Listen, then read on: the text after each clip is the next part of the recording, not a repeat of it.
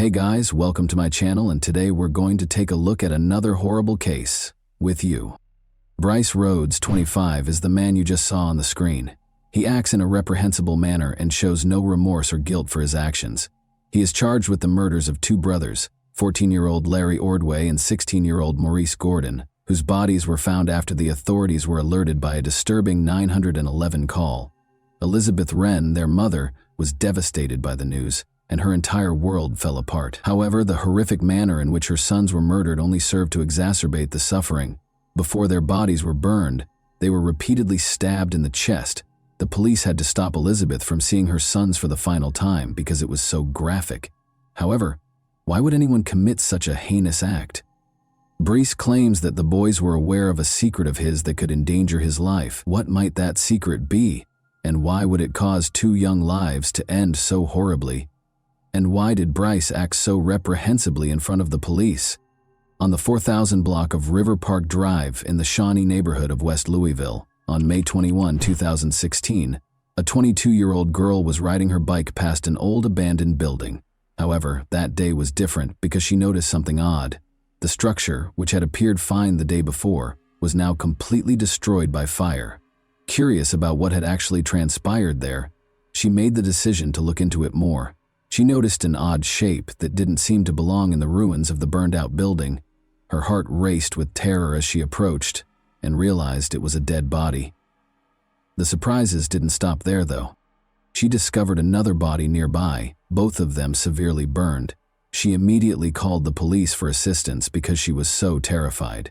Police officers were soon swarming the scene, attempting to determine what enigmatic events had transpired there the previous evening.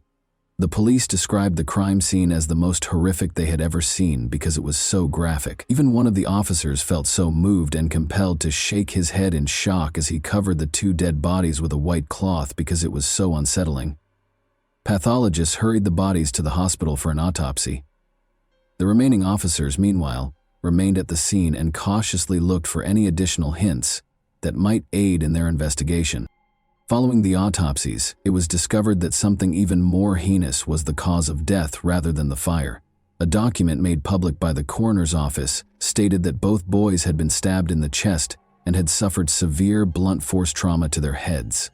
The fact that they had already passed away hours before their bodies were burned and abandoned at the scene makes it even more horrifying. The police now had to identify the boys and determine why someone would hurt them in such a horrible way before they could start their murder investigation and collect evidence. The police were fortunate to be able to draw sketches of the boys despite the fact that the bodies were severely burned. The public was given access to these sketches along with an appeal for anyone who might be able to identify them to come forward. However, they went beyond simple sketches. Unfortunately, they were unable to locate any missing persons reports that had been filed a few days prior and that fit the victims' descriptions after searching through their records. Despite Monday coming and going, no one came forward to identify the boys, and days went by. Elizabeth Wren, a worried woman, hurried to the police station the next day, May 23, 2016, when she informed the officers that the sketches they had made public featured her sons, 14-year-old Larry Ordway and 16-year-old Maurice Gordon. She was clearly nervous. When the officers broke the devastating news that her sons' bodies had been discovered fully burned, Elizabeth was taken aback. She was informed by the police that they suspected foul play and thought the murder was a well-planned one rather than a simple accident. The officers had to politely turn down Elizabeth's fervent wish to see her sons one last time. It would not have been suitable for a mother to see the bodies in such a terrible condition. Even though she felt completely powerless, Elizabeth mustered the courage to share an important piece of information. When Elizabeth spoke with the police, she described how her sons had told her that they were going out with some friends she had never liked on the evening of May 21, 2016. In the past, she'd tried to stop her sons from spending time with these friends, but they continued to do so. They went to a party that evening with three people: 25-year-old Bryce Rhodes, 15-year-old Anjuan Carter, and 17-year-old Ja'Cory Taylor. Elizabeth voiced her worries about Bryce, who had a concerning criminal record that included a number of serious crimes, including physical assault, domestic abuse, kidnapping, and even abuse. Elizabeth didn't worry too much because the boys assured her they would return soon, despite the fact that days had gone by with no sign of them. They would frequently go out to parties and not return home for days at a time. Therefore, she assumed it was just another instance of that kind. She had no idea, though, that this time would bring heartbreaking news that would permanently alter her life. The entire group was quickly located by the police. Angelin Carter was promptly located and taken in for interrogation. They kept looking for Bryce in the meantime, and by Tuesday, May 24, 2016, they had also found him. In a brief period of time, Ja'Cory Taylor, another group member, was also captured that same day. While Bryce and Ja'Cory spoke separately with detectives regarding Larry and Maurice, they were detained by the police for hours. In an attempt to elicit information about the killings, the detectives showed Ja'Cory pictures of the two brothers' crime scenes in an attempt to frighten him. Ja'Cory, however, only claimed to be friends with the brothers and to have had no involvement in their deaths. However, Bryce persisted in telling the police that he didn't know the brothers' whereabouts and ultimately asked for legal assistance. The police changed their strategy after Ja'Cory and Bryce failed to provide any helpful information. They observed a shift in Anjoan's behavior during their individual interviews with him. Anjoan eventually talked about what had actually transpired on the evening of May 21 at that point. He clarified that evening, Bryce had summoned him and Ja'Cory to his apartment. There, Bryce told them his biggest secret, that he was afraid Larry and Maurice might tell the police about something they had seen on May 4, 2016. In order to get Ja'Cory and Anjoan to help him with a plan, Bryce was able to convince them to do something horrible, kill the brothers on the evening of May 21. Telling the brothers that Bryce was taking them to a party, Ja'Cory went to their house and persuaded them to come out. After a period of hesitation, Larry and Maurice consented to go along. They promised their mother, Elizabeth, that they would return later that evening as they left the house. Since his mother was out of town that weekend, the group had driven to Bryce's house, which he shared with her. Like any other party, the boys settled in and started hanging out and having a good time, but Larry and Maurice were unaware that something sinister was simmering in the background. Unexpectedly, a dispute erupted among the group, ruining the enjoyable party atmosphere. Ja'Cory accused the brothers of stealing money from Bryce, according to Anjuan, who told the police. Maurice became enraged when Ja'Cory confronted him about the theft. The whole situation escalated when Maurice felt threatened and sensed danger, reaching for a knife to protect himself and his brother. Ja'Cory lunged in and took the knife away from Maurice when he saw him carrying it, according to Anjuan. After that, they both succeeded in subduing the brothers and belting them. To prevent either brother from defending themselves, they separated Larry and Maurice, leaving Larry in the bathroom while Bryce brought Maurice to his knees in the living room. Bryce insisted that Maurice ask for forgiveness, even though he pleaded for their lives. As Ja'Cory and Anjuan watched Maurice tearfully plead for forgiveness in an attempt to protect himself and his brother from whatever was going to happen next, it was a tense moment.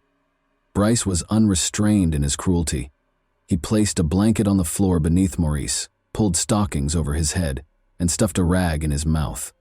Then, in a startling display of violence, Bryce repeatedly stabbed Maurice in the chest and started beating him viciously. The graphic and horrifying scene in front of them frightened and unsettled the other teenagers who were watching. With his intimidating manner, Bryce intimidated the boys who were watching the horror and coerced Anjuan into giving Maurice a single stab wound to the chest. Anjuan reluctantly followed Bryce's orders and stabbed Maurice out of fear for his wrath. Anjuan went on to tell his terrifying story, revealing that after Maurice died, Bryce dragged Larry from the bathroom into the living room, where his brother's blood was all over the floor. Larry was devastated to learn that his brother was no longer alive. Bryce shifted his focus to Larry, pushing aside Maurice's lifeless body. Anjuan could still clearly recall Larry's agonized voice as he begged Bryce to spare him, but he was unsuccessful. Like his brother, Larry endured the same horrifying treatment. Before Bryce shockingly stabbed Larry 20 times in the chest, Anjuan could still hear his frantic cries. Bryce coerced Ja'Cory into stabbing Larry by threatening him once more. Now that Maurice and Larry were dead, Bryce called a friend to help dispose of them and loaded their bodies into the car. Bryce left Anjuan and Ja'Cory in the apartment to clean up the gory scene while he and his friend drove away with the brothers' lifeless bodies in the back seat. Bryce drove their dead bodies to an abandoned lot and burned them. Anjuan disclosed as he continued his confession, Maurice and Larry's bodies burned that fateful night as the flames consumed them. Fortunately, though, their bodies had not burned to ashes. The police eventually learned the terrible truth about Larry and Maurice's terrible demise after questioning Nguyen, but they still had unanswered questions. What was the brothers' relationship to Bryce, and what was the secret that brought the siblings such a terrible end? Despite being stepbrothers, Larry and Maurice had a close relationship and were just typical teenagers who loved life. However, things changed when they met Bryce in 2015, and they were immediately drawn to his laid-back demeanor. Bryce was a rapper who appeared extremely wealthy and successful in a number of music videos that were posted online. His charisma and way of life captivated Larry and Maurice, who quickly became enmeshed in his world. As they grew closer, Bryce introduced them to Ja'Cory Taylor, a 17-year-old friend. A fourth teen, 14-year-old Anjuan Carter, joined the group as the three boys spent more and more time with Bryce. They all spent a lot of time with Bryce in 2015. He would take them places, buy them food and clothing, and even give them money to spend however they wanted. According to Ja'Cory's police interview, Bryce used to assure them that if they followed in his footsteps, they would become famous. The boys appeared to adopt Bryce's gangster lifestyle more and more over time. They even made an appearance in a few of his music videos, which suggested that they were taking up his mindset. During this time, Elizabeth observed a shift in their conduct. Images of them smoking cigars, flaunting stacks of cash, posing with fictitious weapons, and featuring women began to flood their social media accounts. They also started going to parties frequently, sometimes staying out for days at a time. Late on May 4, 2016, they were making their way back from one of these parties. Maurice was driving Bryce's car at around 12:30 a.m., with Anjuan in a truck following them, Ja'Cory in the passenger seat, and Bryce and Larry in the back. When Maurice noticed a man strolling on the sidewalk in the 800 block of South 43rd Street in Louisville, Kentucky, Bryce abruptly forced Maurice to apply the brakes. He struggled to recall where he had known him, but it quickly became clear that he was Christopher Jones, the 40-year-old man targeted by neighborhood gangs. However, Bryce made a grave error. He mistook Christopher for someone else, attempting to pick up the prize that had been placed on his head. It was such a mistake that it abruptly altered everything. Bryce jerked out his gun in a panic and fired a bullet from the car window into Christopher's chest.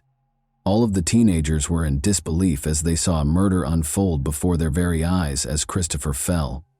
Fearful and pumped with adrenaline, they drove as quickly as they could out of there without even pausing to think.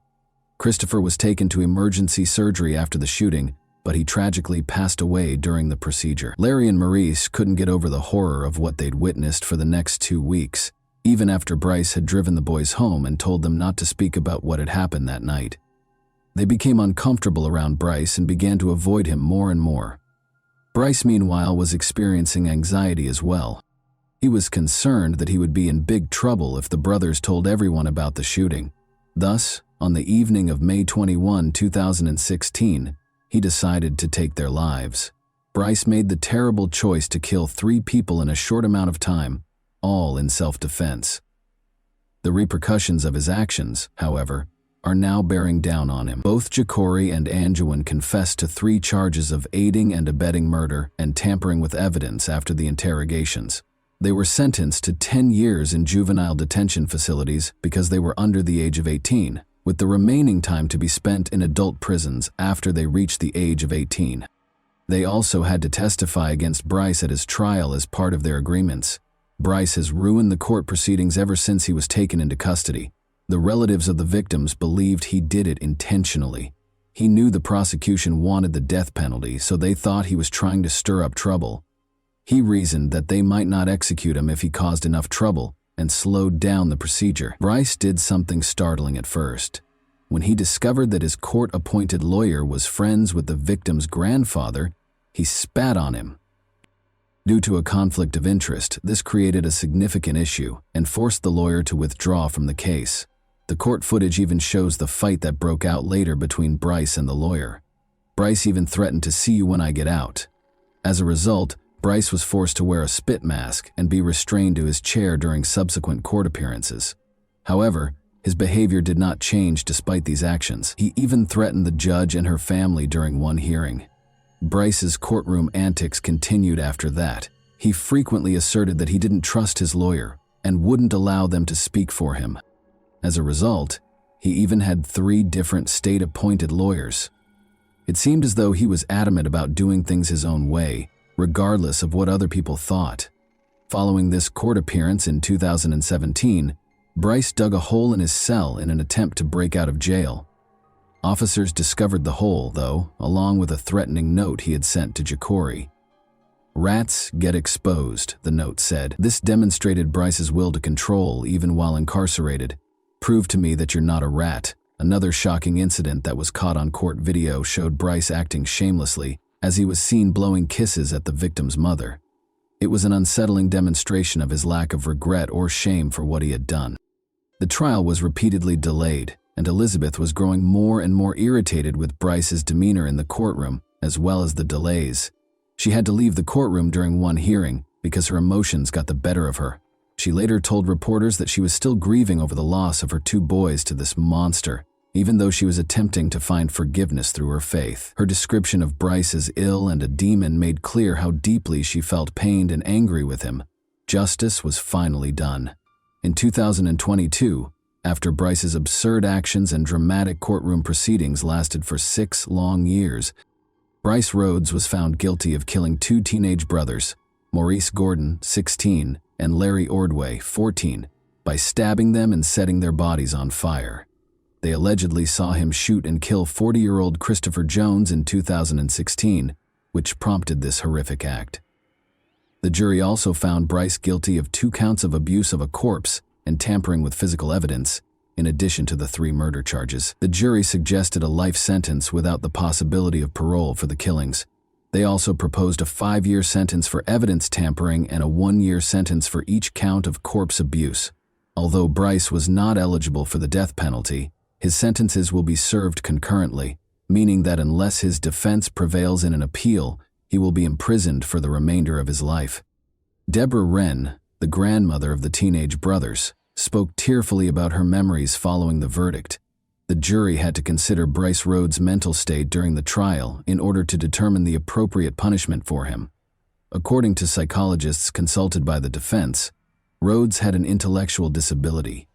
They added that he had bipolar disorder and ADHD, but they felt he hadn't gotten the help or instruction he required to cope with these issues. The jury chose to side with the prosecution and the victims in spite of these arguments. How do you feel about the case? How did the teenage boys in the case become more vulnerable as a result of the absence of positive adult role models?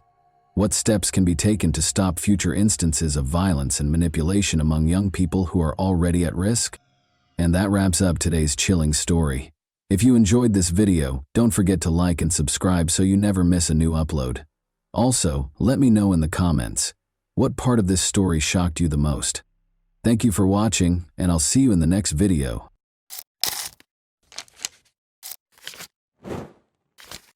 Hey guys, welcome to my channel, and today we're going to take a look at another horrible case with you. Carrie Swenson never would have thought that biathlon would become her life's work, but she most likely learned to ski before she could walk. This sport just didn't exist before for women. Women were finally permitted to compete in biathlons in 1983. The USA squad competed in the first Women's World Championship in Chamonix, France, but did not qualify for the first Women's European Cup, even though many of them had undergone years of intense training. Carrie Swenson, a 22-year-old American, began with the customary 10-kilometer race.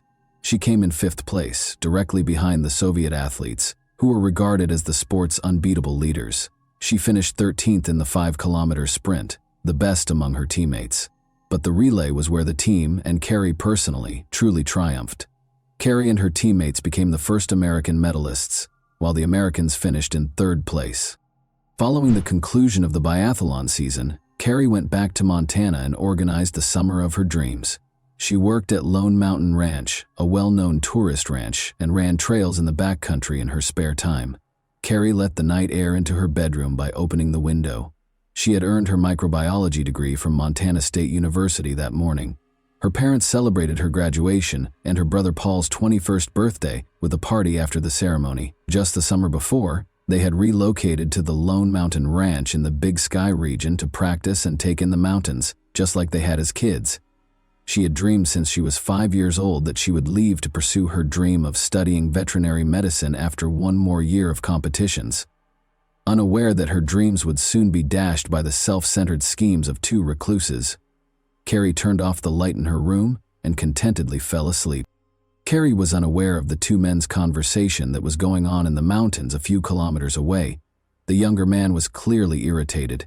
Though he felt lonely in the mountains and yearned for female companionship, he generally enjoyed living away from people and their rules. "Do you recall the plans we talked about to find a woman for ourselves, Dad?"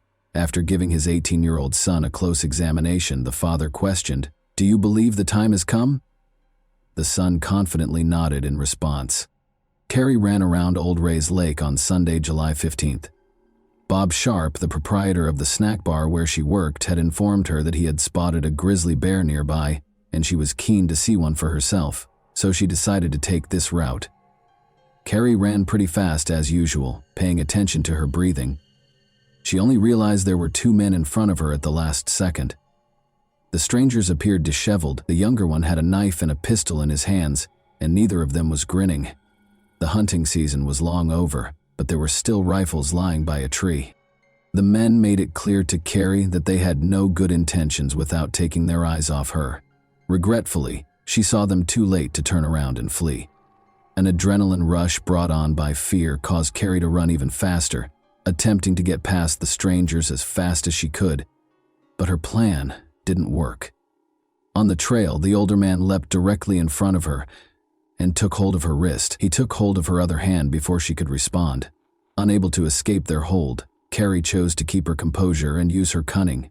She was scared by the wild expression in the older man's eyes. Remain composed. Avoid upsetting them, she thought. She pleaded, "Please, let me go." "No, we don't often see attractive girls like you. We would like to speak with you. What is your name?" He held Carrie even closer as he asked. He started questioning her about who she lived with, whether she was married, and other things. Carrie tried to scream, but the man quickly silenced her after realizing she wouldn't be easily freed. After letting go of her left hand, the stranger hit her in the face and tied her up with a rope. The men promised to hold her for 4 or 5 days before releasing her if she didn't enjoy living in the mountains, but she could tell by their smirks that they were more likely to exploit her weakness and end up killing her. She kept telling herself, "It's just a nightmare," hoping to wake up at any second. However, she knew it wasn't a dream because of the throbbing pain in her face and wrist. Carrie attempted to reason with them by stating that her friends and family would find her. The older man retaliated by threatening to shoot anyone who attempted to save her. In order to avoid being seen, the men rushed on, hoping to get deeper into the forest and away from the lake. All Carrie could do was let them pull her along on the rope. In order to make sure she wouldn't run in the wrong direction when she had the opportunity to flee, she covertly memorized the area while feigning submissiveness. As though kidnapping girls were a daily occurrence for the men, they strolled alongside each other, engaging in casual conversation. They talked about how they felt about the mountains, laws, and society. The elderly man voiced his displeasure with the way the area had developed, especially the fact that farmers were permitted to graze their animals on his property. He assured the younger man that he could acquire all life's necessities without going back to school or abiding by social norms. Carrie came to the conclusion that her captors were probably mentally ill as a result of these discussions. Carrie requested water and said she needed to rest in an effort to slow their pace. They decided to take a rest. As they got closer to a swamp, Carrie was horrified to see the older man start drinking from it.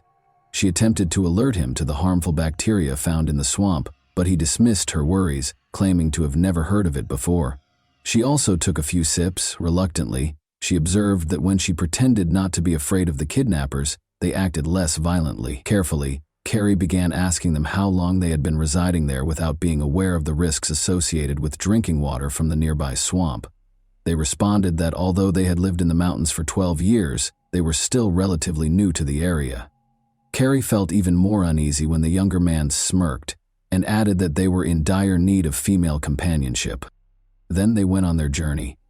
In an attempt to leave hints for her loved ones who would be looking for her, Carrie tried to step on soft ground and break twigs. Sadly, the older man saw her attempts and stopped them. Carrie, however, obstinately continued to make marks, and the older man continued to erase them, because she had nothing to lose.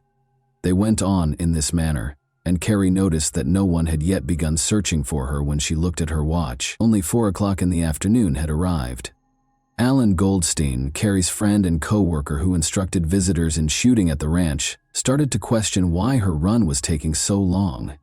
He was worried that she might not have been able to return home by herself because she might have run into a bear or twisted her ankle. Carrie was being led farther and farther from the ranch by the strangers in the meantime.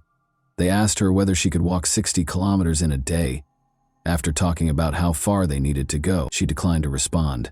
It was impossible for her to tell her captors that she could run 50 kilometers in hilly terrain while training. They might go more slowly if they believed she was weaker than she actually was. Now she was certain they would not allow her to survive. Not today. Not in 4 or 5 days. They wouldn't give up their valuable independence for her. Carrie kept studying the men quietly. They were remarkably similar to one another in addition to having a similar philosophy. Her suspicion that they were father and son grew. Carrie was aware that people would soon begin searching for her, but nothing had scared her more than the idea of her parents or friends becoming the victims of her captors. Making an escape was one way to avoid this. She changed her strategy after pleading fail. "Change your tactics when you're losing," her tennis coach would often say. "When you have the chance to alter your approach, why keep playing a losing game?"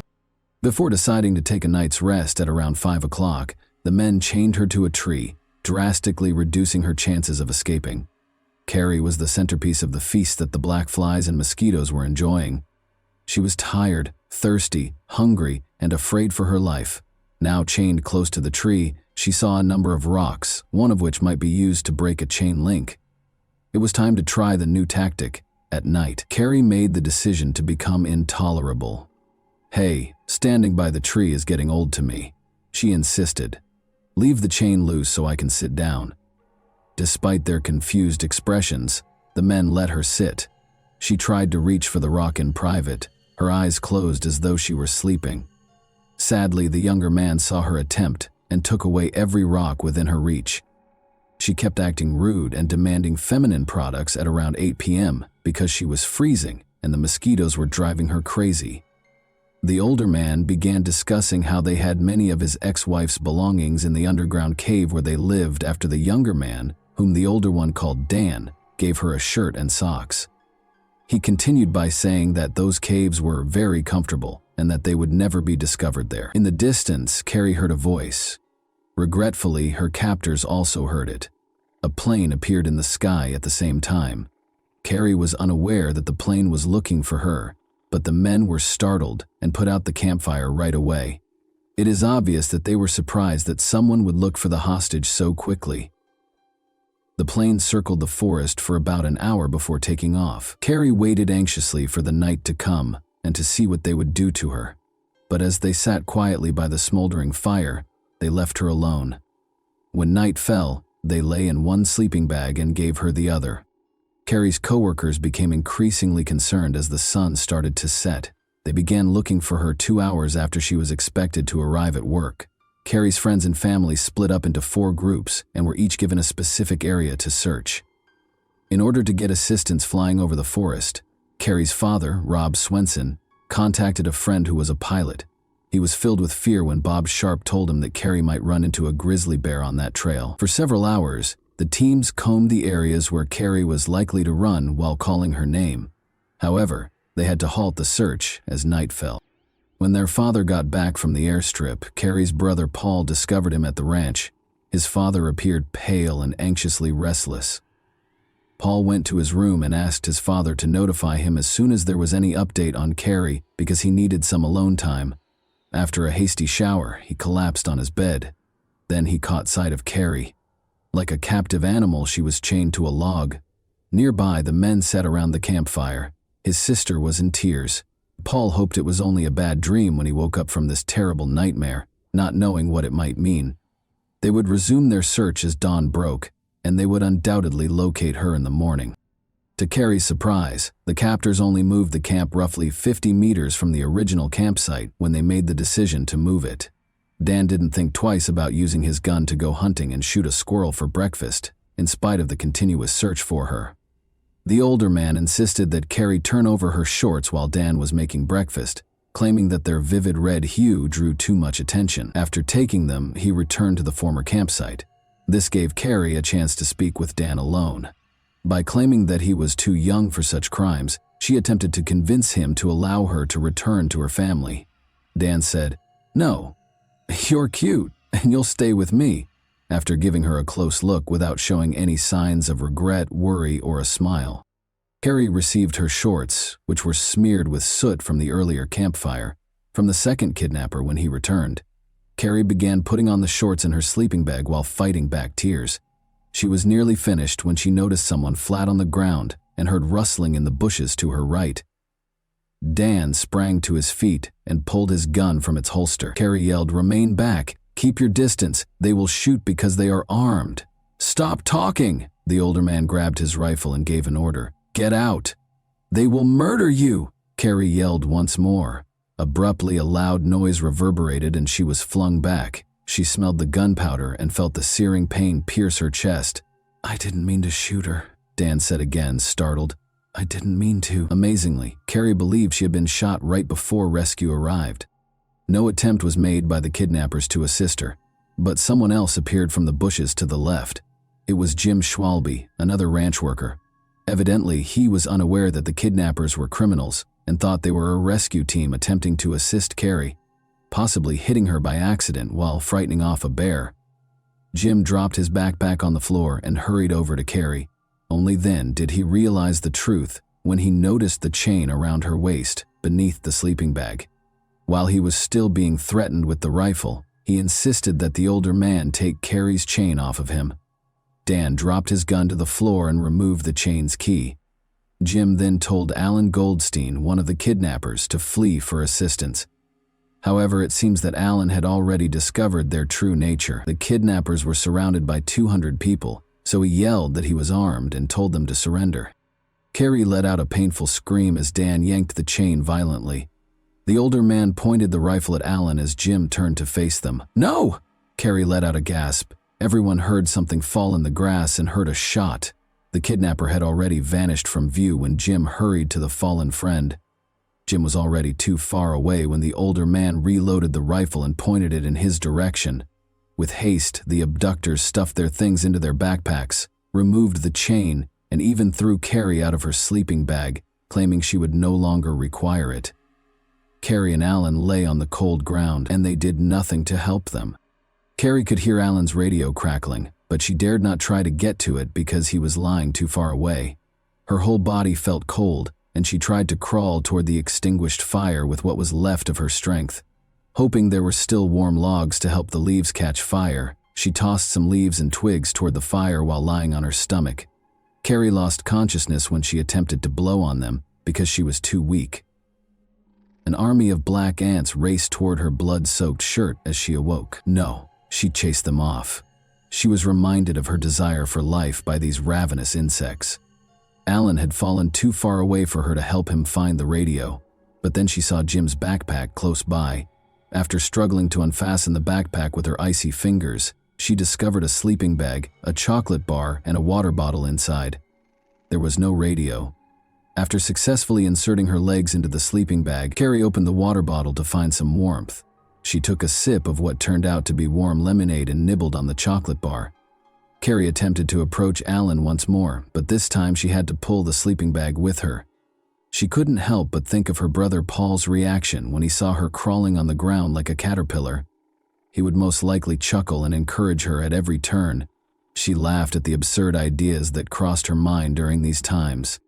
Unaware of the situation, other search teams carried on their work about 1.5 kilometers away from the shootout. Jim Schwalbe, breathing heavily, abruptly cut them off. To those around him, he yelled, "There were 2 guys. When Carrie yelled at us to keep away, they shot her and tied her to a log." "Is she alive?" Bob asked him. "She was when I fled, but she was shot by that scoundrel, and Alan was struck in the head by the elderly man." Carrie was losing life with each breath. The bleeding worsened as breathing became extremely challenging. She instinctively made a choice. She closed her eyes and found herself back on the biathlon track, where, Like speed and accuracy, athletes systematically practiced their breathing technique. Carrie was able to slow down her bleeding and heart rate by focusing and breathing very slowly, almost like in yoga. Strangely, the annoying flies that buzzed around her kept her awake. Jim was on her mind. Unless he encountered the kidnappers once more, he ought to have brought assistance by now. A few hours later, that grating buzzing noise was back. Searching for the source, Carrie noticed a helicopter hovering over the treetops. People were looking out of it as it paused right over her. "Please, locate us as soon as possible," she begged in silence. She heard the sound of a radio and the crack of branches as the helicopter took off. "Aid!" With all the strength she had left, she let out a cry. "She's right here!" someone yelled. "We located her. Carrie, are you all right? Do you hear me?" "Yes," she said in response to a man's question. All she could do was smile, wishing she could yell, scream, or thank them for finding her.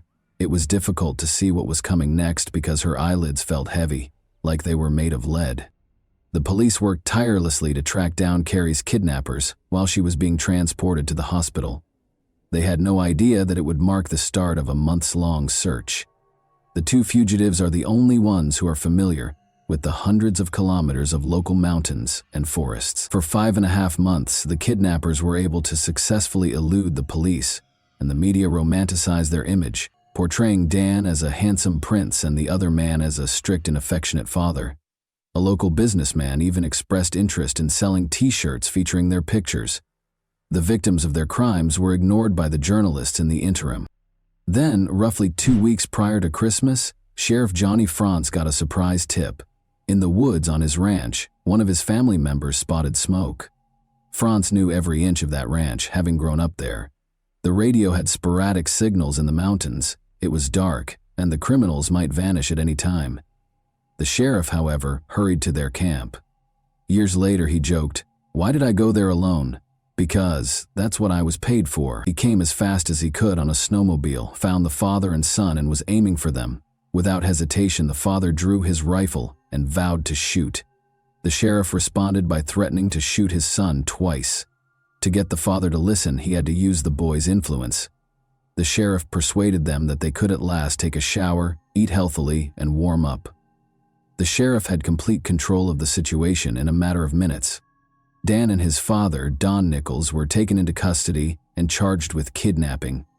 Don was also accused of killing Alan Goldstein. It was disclosed during the trial that the men had plotted the abduction for a number of years. About 5 or 6 years ago, Don Nichols bought a chain for his future bride because Dan wouldn't live in the mountains without a woman, and not all girls would accept their lifestyle. Carrie was meant to be the mother of his son's future children, and he had aspirations of starting his own clan and living apart from society. Don was released in 2017 after receiving an 85-year prison sentence. Dan only spent 6 of the 20 years he was sentenced to in prison. With his marriage, education, and decision to assist those with disabilities, it appeared that the young man had changed his life. He was, however, arrested once more in 2012 in relation to illicit substances. After spending 8 days in the hospital, Carrie started pushing the limits of her physical capabilities and conquering pain to hasten her recuperation as soon as she was released. Carrie recovered sufficiently by 1986 to compete in triathlons in Oslo, Norway. Despite her 4th-place finish, the 3rd-place finisher acknowledged her abilities by inviting her to join her on the podium. Although it might have appeared to others that she was completely recovered, Carrie was aware that the injury and kidnapping had left a permanent mark that would never go away. During intense physical exertion, she still felt pain from scar tissue and the bullet shrapnel that was still embedded in her body, affecting nearby nerves. She therefore made the decision to give up competitive sports and concentrate on becoming a veterinarian, moving to Colorado to pursue her studies. Carrie Swenson, who has loved the outdoors since she was a young child, is a veterinarian in Bozeman, Montana, and still enjoys it today. She has turned into a harsh critic of the media's coverage of the kidnapping and hardly ever discusses what happened.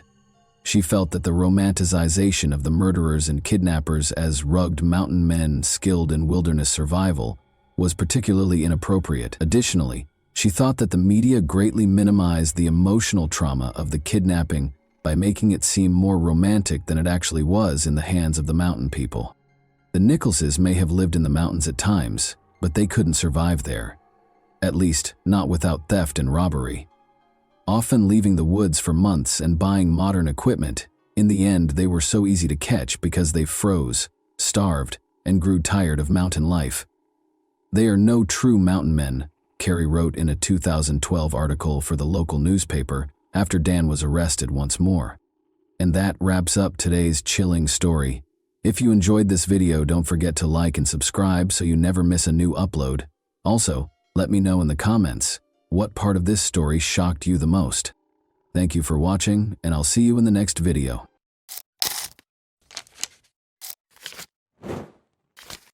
Hey guys, welcome to my channel, and today we're going to take a look at another horrible case with you.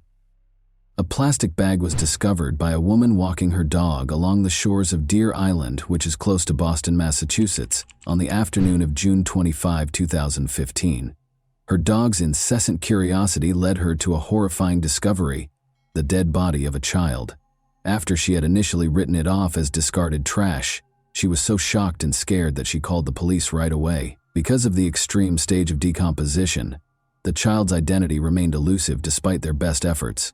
3 months passed before the child was identified. Who could have committed such a crime in their right mind? As soon as the child's body was discovered on Deer Island, the investigation into her death got underway. Authorities put forth a lot of effort to identify her despite her extreme decomposition. She was found with a zebra print blanket inside the bag, and only a pair of white leggings with a black polka dot design. Early skepticism resulted in fruitless efforts to use cadaver dogs to find more bodies or remains. The body had already started to decompose, making visual identification impossible, and fingerprints could not be collected due to prolonged exposure to water. The race and ethnicity of the child were unknown to the investigators. How her remains got to the scene was unknown. It was unclear if the body had been dumped on the beach or if it had floated in the water from somewhere else, possibly as far away as Canada. Because the body was not sufficiently decomposed, authorities thought the victim had been placed at the scene rather than washing ashore. On July 3, 2015, an autopsy was performed after the child's body was found, but the cause of death was not established. Authorities suspected foul play, but the remains showed no obvious signs of injury. Tests were then performed to look for alcohol, drugs, or toxins that might have contributed to the death. Eventually, it was discovered that the child had Hispanic heritage. According to the description, her hair was 14 inches long, wavy, and brown, indicating that it had been untrimmed for some time. She weighed about 30 pounds and was estimated to be between 3'1" and 3'6". There were no noticeable scars or birthmarks on her body. The blanket was thought to be from Cannon Mills, possibly sold at Kmart, while her clothes, which were estimated to be a size 4T, were made by the Serco company and might have been purchased at Target. There was also an elastic hairband. Despite her unknown status, she didn't show any symptoms of malnutrition and seemed to have had a good life. After earlier attempts to identify the body failed, the National Center for Missing and Exploited Children digitally recreated the child's face to help identify her. Adobe Photoshop was used to create the reconstruction, which included stock and mortuary photos to approximate her appearance in life. In an effort to gather more details, flyers with pictures of the child and her possessions were handed out. On July 4, 2015, information about the child's discovery and physical measurements were added to the National Missing and Unidentified Persons System, NamUs. Despite ruling out more than 200 missing persons, no matches were found. No one came forward to identify the victim or take responsibility for the crime, despite a lot of effort. The investigation relied heavily on forensic testing. Although DNA samples were taken from the body's teeth and hair, none of the profiles found in databases of known missing people matched. The University of North Texas received additional samples for more detailed profiling. Despite the lengthy process, it was concluded that she might have traveled to any of the 6 New England states, as well as possibly other places. She could have traveled across the nation, according to tests on her hair and enamel. In an interview, television host John Walsh discussed the case and encouraged viewers who have information to come forward. Authorities received a lot of tips, but many leads did not result in meaningful action. The establishment of a 24-hour hotline and fax hotline allowed people to submit information anonymously, and as a result, submissions came from all over the United States and beyond. The child was identified as Bella Nevaeh Amoroso Bond on September 18, 2015, following 3 exhausting months of ceaseless searching. On August 6, 2012, Joe Amoroso and Rochelle Bond welcomed her into the world. After Laura Springs, Rochelle Bond's neighbor, revealed a connection between Bella and the baby doe, Bella was identified. Michaela Springs, Laura's sister, was worried about Bella's ongoing absence from the home. She confronted Rochelle and Michael McCarthy, her boyfriend, who said the Department of Children and Families, DCF, had taken Bella away. This was later shown to be false, though. On September 17, 2015, Michaela called the police believing baby doe to be Bella. At Rochelle Bond's residence in Dorchester, Massachusetts, a search warrant was carried out. Joe Amoroso, Bella's biological father, had spoken to her over the phone but had never met her. Amoroso expressed skepticism about Rochelle's involvement and conjectured that her boyfriend might have given her heroin to sedate her. But Bella's paternal grandmother doubted the veracity of Rochelle's claims and thought she had a significant role in Bella's demise. Detectives dug deep into Rochelle and Michael's past, all the way back to November 2011 when Bella was conceived, in order to piece together what had happened. Her mother, Rochelle, was heavily involved in the local drug scene, had a strong heroin addiction, and used illicit means to finance her addiction. Joe Amoroso, Rochelle's partner, was also battling addiction in spite of the difficulties. When Joe learned that Rochelle had cheated on him, their relationship soured. He never saw his daughter and vanished before Bella was born. Rochelle was adamant about keeping Bella, even though her addiction had previously cost her custody of her other children. Bella was born at Boston Medical Center on August 6, 2012. Rochelle's determination to be a responsible mother was reinforced when she saw her daughter for the first time. However, allegations of neglect surfaced in spite of her efforts. She found an apartment in the neighboring city of Dorchester and made an effort to give Bella a secure home. Even though Rochelle loved Bella, she battled her addiction, and sometimes her old habits came back.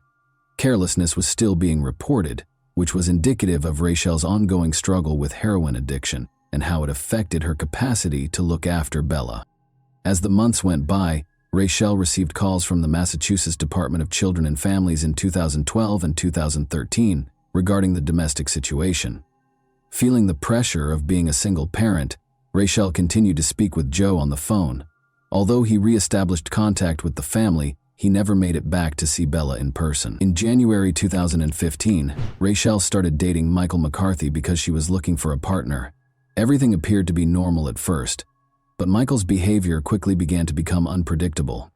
He lived with Rochelle and Bella and was obsessed with supernatural subjects. Their relationship rapidly deteriorated as they both became addicted to drugs. When the abuse was reported to the police, nothing was done, and things continued as they were. Rochelle had been lying to them, which is why no one noticed Bella's absence. After visiting their home, she made a false claim that Bella had been taken away by the DCF, saying that the situation was too difficult. People accepted Rochelle's story without question because of the situation. Investigators obtained a search warrant and questioned Rochelle and Michael because of their suspicions and Rochelle's false claims about the DCF removing the child. Eventually, Rochelle admitted to the terrible things that had happened that fateful night. She claimed that Michael had become enraged and had attacked Bella several times because he thought the child was possessed. Rochelle tried CPR on Bella after she passed out, but Michael intimidated her and disposed of the body in the harbor. This supported the investigators' long-held suspicions of foul play in Bella's case. However, Rochelle's participation sparked doubts about her competence. Some inconsistencies, like declaring Bella alive on a benefits form, raised questions about her intentions and degree of participation. On September 18, 2015, Michael and Rochelle were taken into custody. According to medical evidence, Bella may have died from severe abdominal trauma. The chief medical examiner, Dr. Henry Niels, suggested that this trauma might have resulted in cardiac arrest or asphyxiation. When Michael was arrested, he denied knowing about Bella's passing in spite of these facts. Michael McCarthy and Rochelle Bond each gave their own account of what happened during their June 2017 trials. Michael made an effort to place the blame on Rochelle by depicting her as a drug-addicted and careless mother. Rochelle, meanwhile, insisted she was innocent of the crime, but acknowledged that she assisted in disposing of the body under Michael's pressure.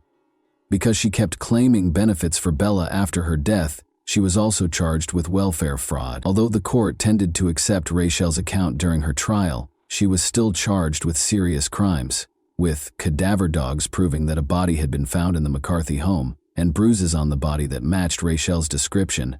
The evidence against Michael appeared to be stronger. But there was no concrete proof that Michael was responsible for Bella's passing. Michael's defense team claimed that because Rochelle had allegedly informed him that Bella had been taken away by the state's child welfare agency, he was unaware that she was missing. A complicated web of deceit, abuse, and addiction within Bella's family was exposed by the trials. Michaela Springs' testimony as a crucial witness, meanwhile, highlighted the emotional cost of pursuing justice for Bella. Following the untimely death of Bella Bond, Michael McCarthy was found guilty of second-degree murder on June 28, 2017, and given a life sentence with the possibility of release in 20 years. In the end, Rochelle entered a guilty plea and was given a considerably reduced probationary period. Investigations into Bella's case, however, revealed grave mistakes and misconduct, raising concerns about how the Department of Children and Families handled her case. Prior to McCarthy's sentencing, Bella's biological father, Joe Amoroso, gave a victim impact statement in which he expressed his deep sorrow over the death of his daughter. Although Joe had never met Bella, he stressed the importance of her life and regretted not being able to be her father. The Office of the Child Advocate's investigation found significant mistakes in the child welfare system. Only a formal written warning was given by the agency to the employee who committed the misconduct. Bella Bond's case generated a lot of national attention, as evidenced by the activity on Facebook and Twitter. A funeral home promised funds for a dignified burial with a headstone, and other people offered to pay for her funeral and burial. Joe Amoroso disclosed that Bella would be buried in Winthrop, Massachusetts, with her family by her side, choosing to hold wake services and a public funeral. However, after both of her parents ultimately decided against holding a public funeral, Bella was finally buried in a private ceremony at Winthrop Cemetery on November 28, 2015. Her name and the date of her discovery were engraved on the headstone beneath which she was interred. Later, Bella's mother's Facebook page posted pictures of her. When we consider Bella's story, it becomes evident that her untimely death was caused by her parents' negligence. The acts of Rochelle Bond and Michael McCarthy, both inside and outside of prison, were heinous. Bella's story emphasizes how urgently vulnerable children need to be better protected. And that wraps up today's chilling story. If you enjoyed this video, don't forget to like and subscribe so you never miss a new upload. Also, let me know in the comments what part of this story shocked you the most. Thank you for watching, and I'll see you in the next video.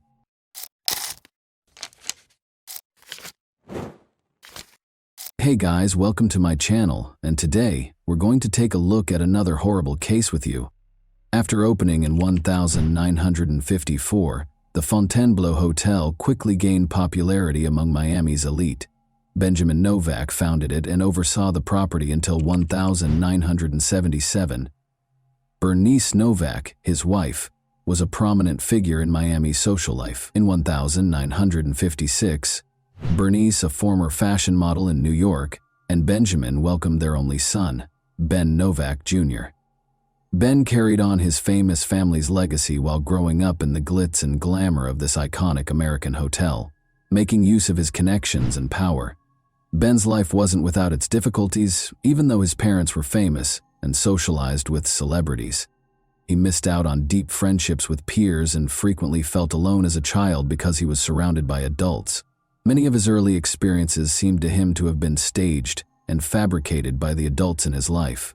He turned to comics as a means of escape, and Batman emerged as his favorite character. His early interest turned into a major passion as he grew older, and he eventually accumulated one of the biggest collections of memorabilia in the world, which included his very own Batmobile. Ben Novak Jr. inherited his parents' business sense in addition to their wealth. He was more than just a comic book fan. He was a clever businessman who loved what he did. He entered the convention industry with the intention of becoming well known, Because he was determined to establish his own identity apart from the family legacy. He continued to work in the hotel sector, organizing conventions with success and making good money each time. Unfortunately, he would ultimately meet a tragic end at one of these conventions. Ben, however, pursued a different interest prior to that depressing development. His life took a drastic turn when he met Narcisa, a stripper at a Miami strip club. He had a thing for strippers. In 1983, Narcisa Sierra Valise Pacheco relocated to Miami. Being the youngest of 6 children and the family favorite, she grew up in a rural part of Ecuador and was well protected by her older brothers. She married Angel when she was 17, and the two of them had a daughter, May Abad. The family moved to New York City when May was 4 years old, but Angel soon left Narcisa and their daughter after the marriage rapidly soured. Narcisa remained in New York as a single mother and put in a lot of effort as a seamstress, but she felt that a life of more luxury was her destiny. In her ideal world, she would be able to drive fancy cars, go to glitzy parties, own and flaunt expensive clothing, and take luxury yacht cruises. Driven by this aspiration, Narcisa imagined a life devoid of worries about money and rent. But in the end, this dream would take her in a problematic direction.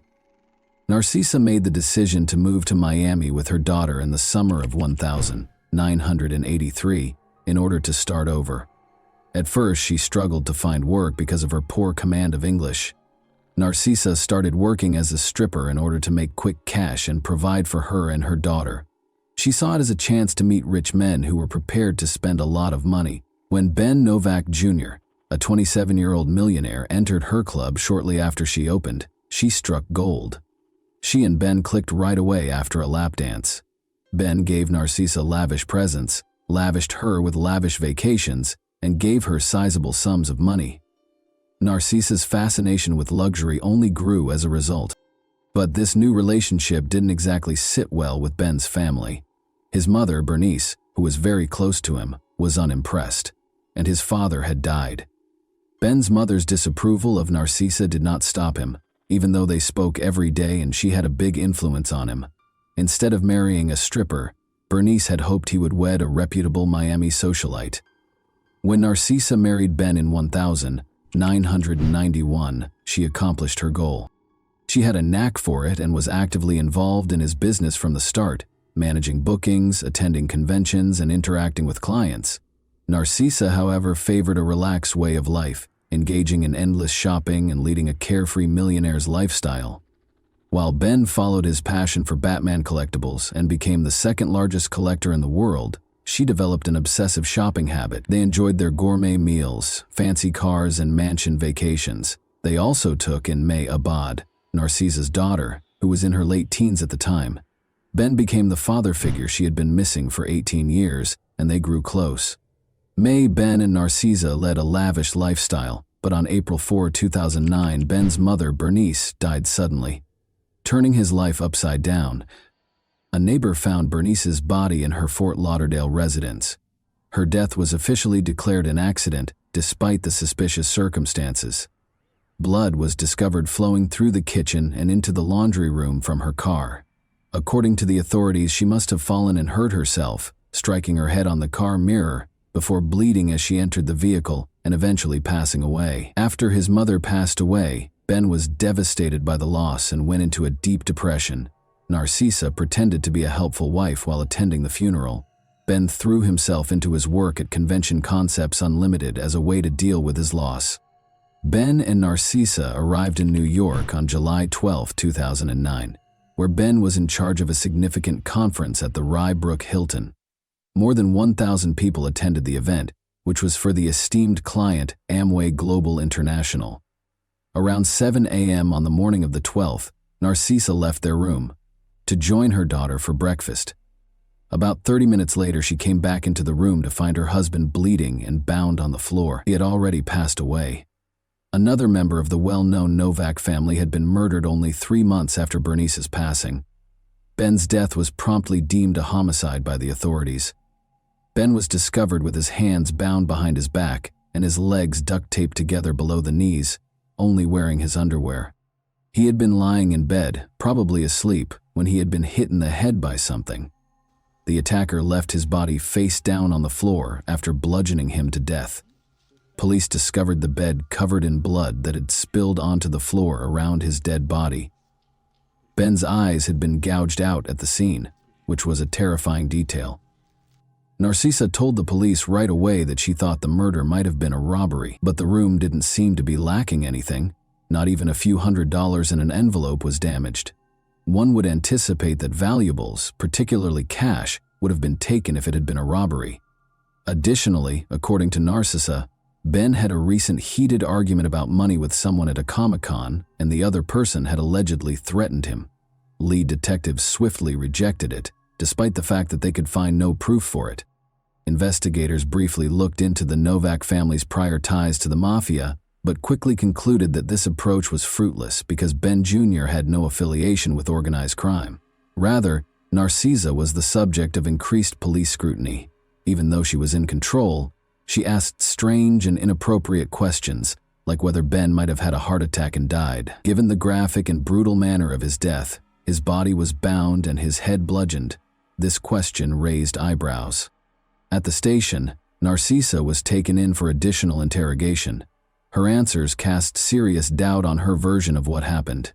She said that after returning from breakfast, she stumbled over Ben's body and screamed as she called the operator.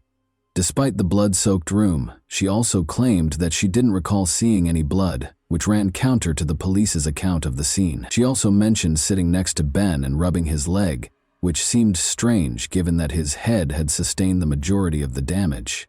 Suspicions were heightened by her inconsistency in failing to notice the blood. Additionally, investigators were attempting to ascertain how the murderer entered the room. The hotel's electronic door locks tracked each key's usage by date and time, and Narcisa was the only one with a key. The last time the key was used, according to the hotel's records, was 11:30 p.m. the previous evening and was only used once more when Narcisa came in at 7:30 a.m. following breakfast. The key had no other applications. A hotel witness also claimed to have seen a woman who fit Narcisa's description strolling around with two men. When the police questioned Narcisa, she denied this. Detectives became more and more certain that Narcisa was responsible for Ben Novak Jr.'s murder as the investigation went on. Their suspicions were confirmed by May Abad, Narcisa's daughter, who disclosed that her parents' marriage was strained. She clarified that, despite being married, Ben continued to engage in stripper activities due to his struggles with infidelity. May implied that Narcisa's anxiety was more related to the possibility of divorce than jealousy. Narcisa knew that a divorce would cost her the way of life she had become used to, so she was terrified that Ben would leave her for another woman. This was a legitimate fear. Narcisa hired men to break into her and Ben's house in 2002 as part of a home invasion plot. For 25 hours, they held him captive while he was restrained. According to her daughter, Narcisa had a history of using drastic methods to keep Ben from leaving her and would go to great lengths to get what she wanted. Ben called the police to report the incident, but he later dropped the charges and the case was categorized as a domestic dispute instead. Detectives still did not have enough evidence to charge Narcisa, even with the growing suspicions and evidence against her. After questioning, they chose to send Narcisa and her daughter back to their hotel. May begged her mother to tell the truth during this time. In response, Narcisa reminded her daughter of their relationship but gave no other details. Police were called to the Novak residence for a reported domestic disturbance 3 days after Ben was killed. May Abad clarified that she immediately went to the house to look for evidence against her mother after returning from New York. Narcisa found her while she was looking through documents and used a crowbar to attack her, accusing her of betraying her country. According to Narcisa, she grabbed the crowbar in self-defense after May started the fight and attempted to start a fire. The Fort Lauderdale home of Novak was searched by police. They confiscated 5 rolls of duct tape, documents, computers, bills, and security tapes. May, worried that her mother might inherit her stepfather's estate, hired a lawyer to freeze the estate as the investigation surrounding Narcisa Novak became more intense. She also got in touch with the detectives in New York a few months later to offer more proof. Narcisa knew that Ben was having a serious affair with Rebecca Bliss, a porn star, in 2008.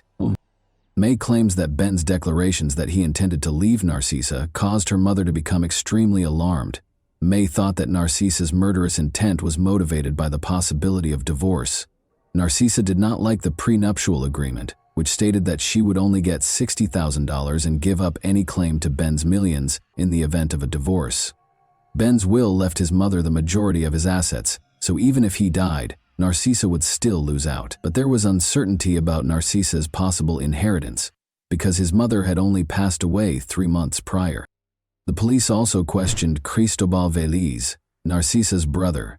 He claimed that Narcisa's daughter May Abad was the murder's mastermind. Cristobal implied that there was a cover-up behind May's tardiness in disclosing Ben's affair with Rebecca Bliss. Narcisa told the FBI that she had found explicit love letters from Ben to his stepdaughter May, which further complicated things. According to Cristobal Veliz, he could demonstrate that May Abad had framed her mother and hired a hitman, Alejandro Garcia, to kill Ben. Garcia was taken into custody for an unrelated offense in November 2009. He was questioned about the Novak murder while he was in detention. When Garcia realized how serious his situation was, he made a deal and admitted to killing Ben Novak Jr. He asserted, however, that Cristobal Veliz, not May Abad, had employed him.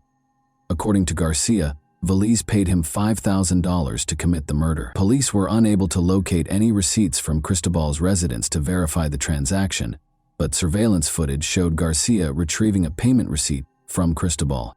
Garcia decided to cooperate further because he was already facing prison time, and he disclosed a shocking fact. This was not the first murder he had committed under Cristobal Veliz's supervision. Alejandro Garcia was hired in April 2009 to murder Bernice Novak as she went into her garage. Garcia viciously struck her face after attacking her with a monkey wrench. It was discovered that in order to inherit Ben Novak's wealth, Narcisa Novak had planned the murders of Bernice and Ben with the assistance of her brother, Cristobal Veliz. To take over the estate, Narcisa had to get rid of Bernice. Alejandro Garcia testified during the trial that Bernice was supposed to be beaten severely and struck in the teeth. While Ben was asleep on the morning of July 12, 2009, Narcisa opened her husband's hotel room to Garcia and Joel Gonzalez. They started attacking Ben after she led them to his bedside. Narcisa told one of the men to gouge out Ben's eyes and gave Garcia a pillow to muffle Ben's screams. Garcia's testimony aligned with the police-discovered evidence. A rumpled photo of Narcisa's daughter May Abad was discovered in Garcia's pocket upon his arrest, indicating that she was also a target. Cristobal and Narcisa had also plotted May's murder. Police questioned why Ben's burial was delayed after his body was kept at the Westchester County morgue for 2 months. The investigation found that Narcisa was preoccupied with rifling through Ben's Batman collection, embezzling funds from his business accounts, and swaying bank tellers to gain access to his safe deposit box instead of attending his funeral. Narcisa and Cristobal were taken into custody for the killings on July 8, 2010. They were officially charged with the murder of Bernice Novak. Their trial started on April 23, 2012, a year later. Despite his decision to testify in his own defense, Cristobal gave a terrible performance. During cross-examination, he contradicted himself several times. Both Narcisa and Cristobal maintained their denials of involvement, even after video footage showed Garcia and Gonzalez monitoring the hotel, and phone records showed a 2-year correspondence between the two that implied premeditation. Ben had been preparing to leave Narcisa, according to Rebecca Bliss, his mistress, who testified. Rebecca disclosed that Ben was willing to improve their relationship after expressing discontent with his marriage. Every day, he assured her of his commitment to her and declared his love for her. Rebecca had previously been confronted by Narcisa regarding the affair, and she had turned down her offer of money to leave Ben. At one point, Narcisa even pretended to be Rebecca, which led to Rebecca's apartment losing power. Furthermore, Rebecca said that 6 months prior to Ben's actual passing, Narcisa had lied to her condo management by claiming that he was dead and therefore unable to pay rent. Narcisa threatened that no one else would have Ben if she couldn't, according to Rebecca. In an attempt to receive lighter sentences, Narcisa and Cristobal both tried to place the blame on the other during the trial. Cristobal was the main mastermind behind the killings, according to Narcisa's lawyer, who argued for a reduced sentence of 27 years. Cristobal continued to blame his niece May Abad as the main conspirator. In the meantime, Narcisa was found guilty on 12 of the 13 charges against her, while Cristobal was found guilty on 14 of the 15 charges, even though detectives had thoroughly investigated and rejected these claims. Narcisa's conviction resulted in her losing all claim to the inheritance she had hoped to inherit. The two sons of May Abad will now inherit Ben's estate. Evidence provided by the prosecution showed that Narcisa had paid her brother to employ 2 hitmen. According to the murderer's testimony, Cristobal had enlisted their help and given them instructions from Narcisa on how to carry out the assaults. Binding Ben and gouging out his eyes were among the instructions. When the murderers reached the hotel early on July 12, Narcisa let them into her husband's room, led them to Ben, who was asleep, and gave him a pillow to stop him from screaming. Ben was severely beaten with dumbbells until he passed out, leaving him for dead. According to Garcia's testimony, the initial intention was not to kill Ben and Bernice, but rather to cause them severe injuries. Both Narcisa and Cristobal were found guilty at the end of the trial of murder, conspiracy to commit murder, stalking, domestic abuse, money laundering, and witness tampering. When the guilty verdict was read, Narcisa gave up her right to appear in court. Both were convicted and given life sentences without the possibility of release. As a result of their cooperation with the investigation, Alejandro and Joel entered guilty pleas to lesser charges and received sentences of 17.5 years. And that wraps up today's chilling story. If you enjoyed this video, don't forget to like and subscribe so you never miss a new upload. Also, let me know in the comments, what part of this story shocked you the most? Thank you for watching, and I'll see you in the next video.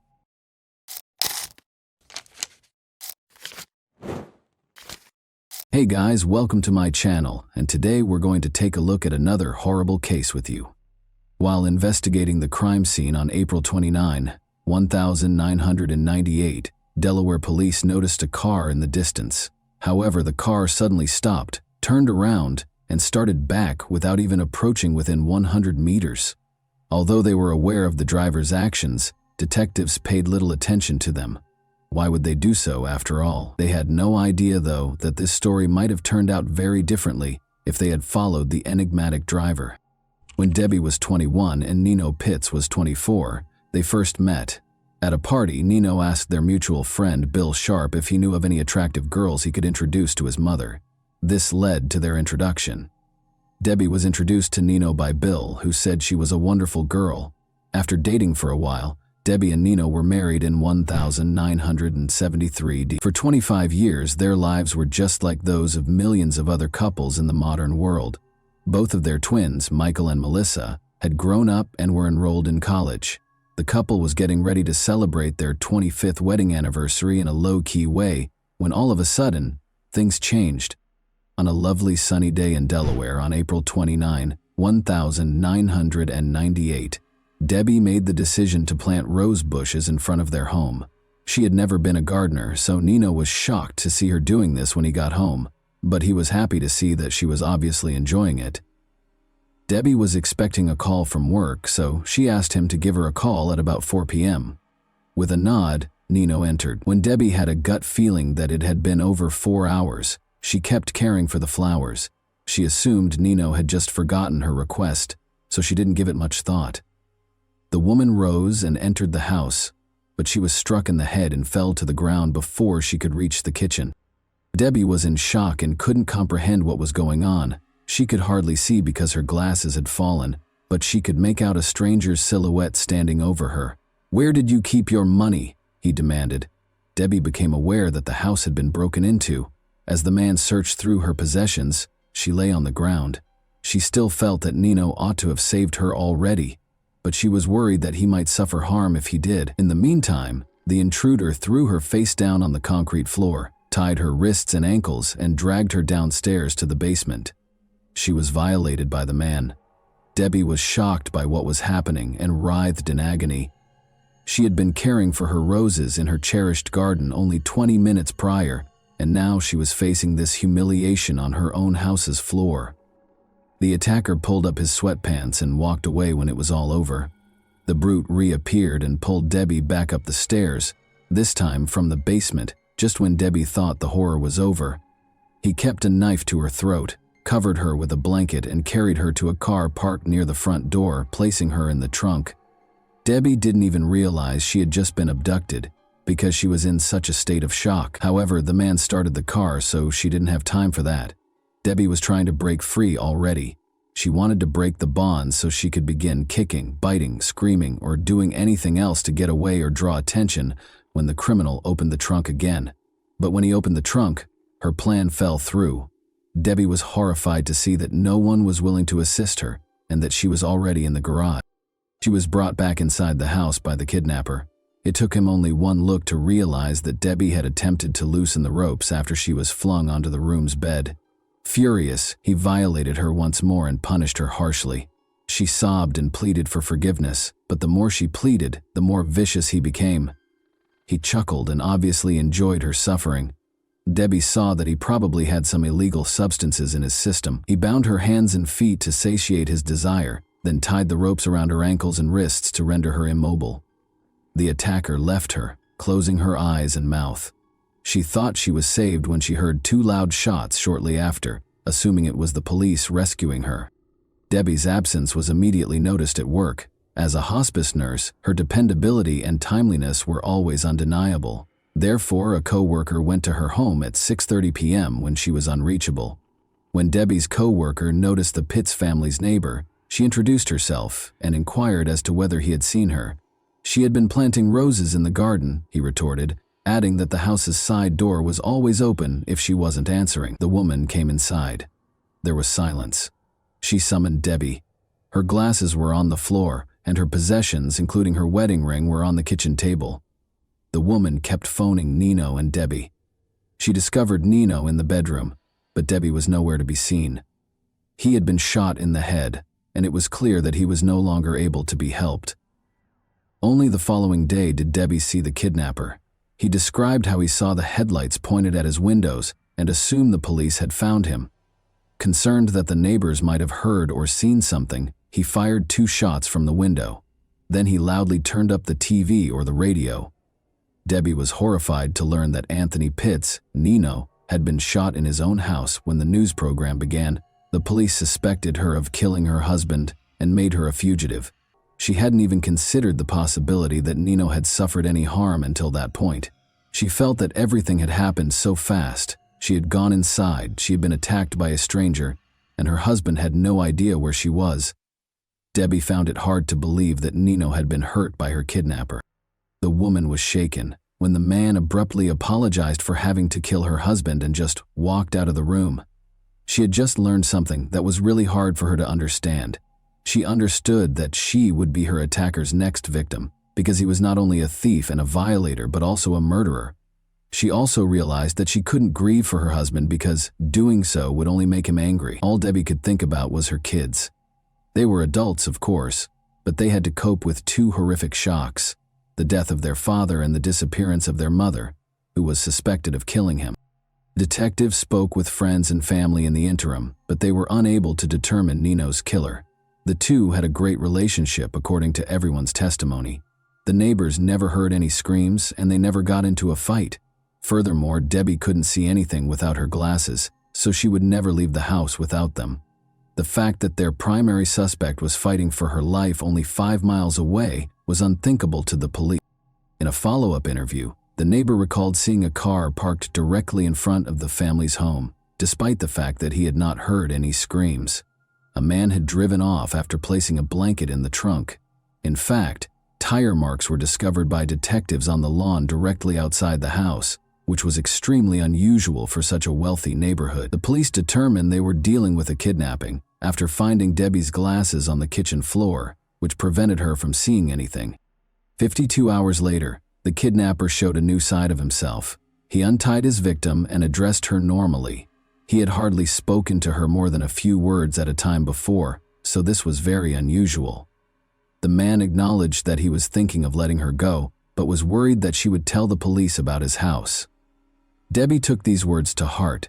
She had to persuade him to actually let her go if he was thinking about it. Since she could hardly see without her glasses, she assured him that she would not tell anyone about him. She addressed him respectfully as Sir. He'd brought her in the trunk, so she didn't know where the house was either. But as soon as the hope for Debbie began to grow, it was dashed when he said he couldn't let her go. Then, as though he were thinking out loud, he said that he would only be sentenced to 10 years in prison if he removed all illegal substances from the house. Debbie became aware that the person she was interacting with was not very smart. Could he have been so gullible as to believe that assault, kidnapping, and murder only resulted in 10 years? She made the decision to use her cunning to help him see her as a person rather than a victim. She spoke to him calmly, and this strategy worked. He let her sleep in his bed that night after taking the shackles off her eyes and mouth. The kidnapper informed Debbie that she needed to shower on the morning of the third day. She was denied access to the restroom by the man, even though it was necessary, but Debbie didn't feel strong enough to stand under the water after being confined for so long. He gave in to her request for a bath. The least of her concerns was that taking a bath and undressing in front of a stranger made her uncomfortable. The man asked if she planned to wash her hair after noticing that she was done. She responded that she couldn't do it right now because her wrists and hands were so painful and swollen that she couldn't even lift them. He therefore gave her hair a wash himself. Debbie felt uncomfortable allowing her husband's killer to touch her hair because it felt like another act of violence. However, she controlled her emotions. The man raped her once more after forcing her to put on his clothes after the bath. The kidnapper didn't realize that Debbie needed to eat until the fourth day. She asked him to buy a newspaper when he went out to eat. Ironically, he did as he was told. They read the newspaper and ate together. Although she didn't express it, it stated that the police had no suspects and that Debbie had previously been brought up by her family, which deeply distressed her. The kidnapper, however, seemed extremely happy and even proud of himself. Since no one suspected him and no one knew where she was, he thought he had committed the ideal crime. The kidnapper told Debbie he was going to work on April 24, the fifth day she was held captive. Even though he came back within 20 minutes, presumably to see how she was doing, he had stated this several times previously. Still, Debbie made the decision that today was the day. She had to do something if she was going to get away. She complained of the terrible pain in her wrists and told him that he had to think of something else if he wanted to keep her alive. The man complained that Debbie was becoming too costly for him and consented to replace the ropes around her wrists and ankles with handcuffs. They cost $5 each, he said when asked what he meant. Stated differently, he only gave her one meal, spent $10 on handcuffs, and most likely wouldn't spend much more. She had to leave immediately. He fastened the handcuffs to her wrists and ankles with a rope, said aloud that he was going to work, and shut the door. She was unable to move her hands because of the rope, but she was able to move her wrists thanks to the handcuffs. Debbie, on the other hand, took her time and was correct. An hour or so later, she heard the front door softly open and close. Debbie became aware that the test was successful. She began to move her hands, releasing the rope that held the two handcuffs together.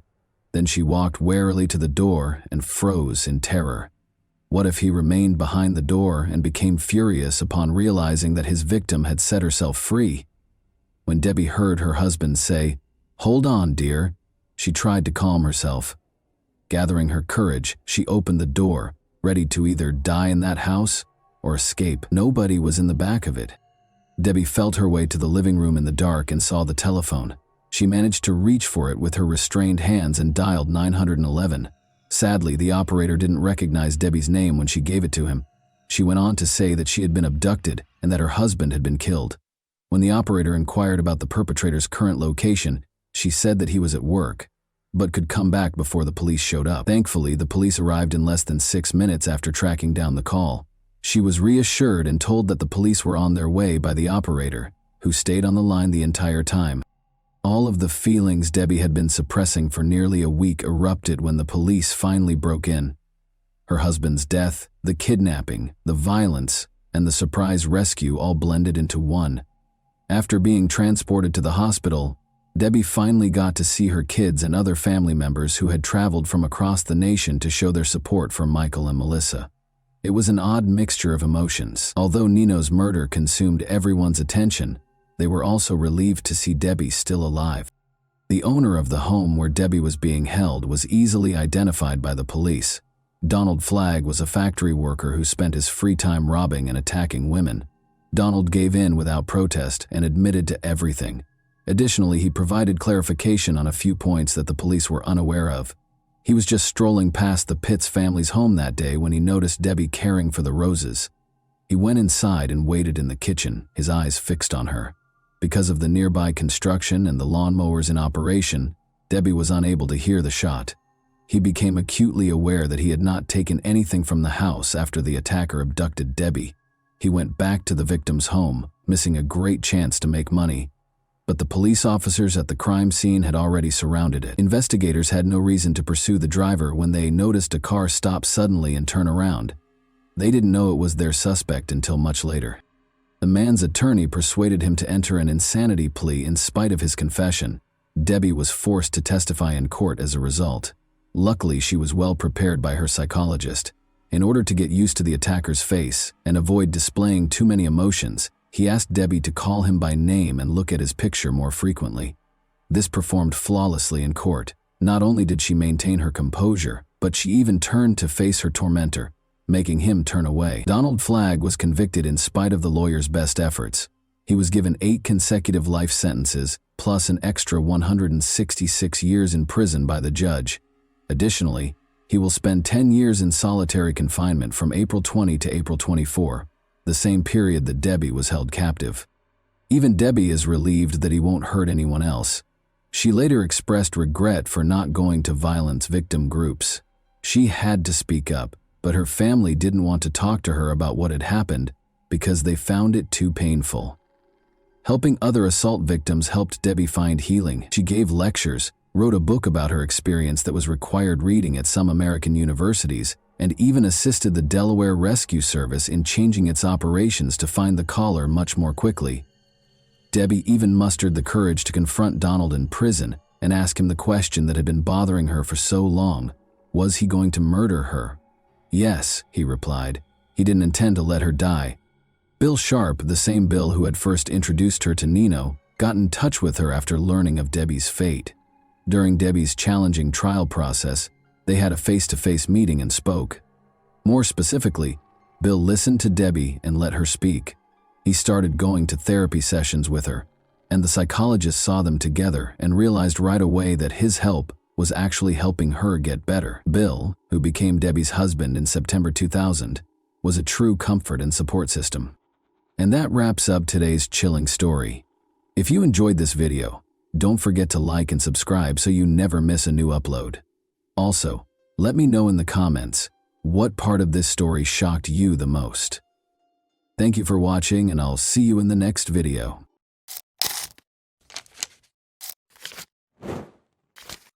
Hey guys, welcome to my channel, and today we're going to take a look at another horrible case with you.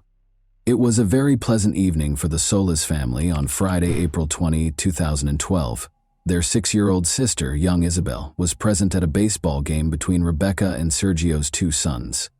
The family went home after the game, which lasted until 10 o'clock. Rebecca braided the girl's hair to save time before work the following morning, when she was scheduled to play baseball. After saying goodnight to his daughter, Sergio departed at 11 o'clock. Isabel frequently slept in her brother's room, even though she had her own bedroom. This night, however, she remained by herself. Becky and the boys soon fell asleep, and Sergio dozed off on the couch as he watched a baseball game that he had previously recorded. The man woke up at 5 and walked slowly to the bedroom. When he went to sleep beside his wife, the house was calm and quiet. Rebecca left for work at the medical center 2 hours later. The woman heard nothing and saw nothing out of the ordinary in the house. She left for work without visiting her daughter's room. Isabel wasn't in her bed when Sergio went to get her up for the game at about 8 in the morning. No one answered when he asked his sons if they had seen their sister. He called for Isabel and searched the house with the boys, but she didn't answer. Then, at the age of 14, Sergio Jr. saw that his sister's room had an open window and that the protective screen was on the ground in the yard. While Rebecca was hurrying home and the sons were desperately looking around the neighborhood for their younger sister, Sergio called his wife. Sergio dialed the emergency number. This was the call that ultimately led to a great deal of controversy and backlash against him. Sergio was remarkably composed throughout the call, despite the fact that people react differently when under stress or panic. In addition to his composure, many found it odd that he announced his daughter's kidnapping right away. The idea of telling his wife to come home even made him laugh. Sergio clarified that he was only attempting to maintain composure so that he could give the police all the information they required. It's interesting to note that Sergio Jr.'s neighbor also dialed 911. He was obviously upset and trembling, unlike his father, but he also said right away that his sister had been abducted and that they would not be able to locate her. Rebecca, who had also been in a state of panic and despair upon arriving at her house, was then given the phone. She was able to provide a detailed account of the attire her daughter was wearing prior to going missing.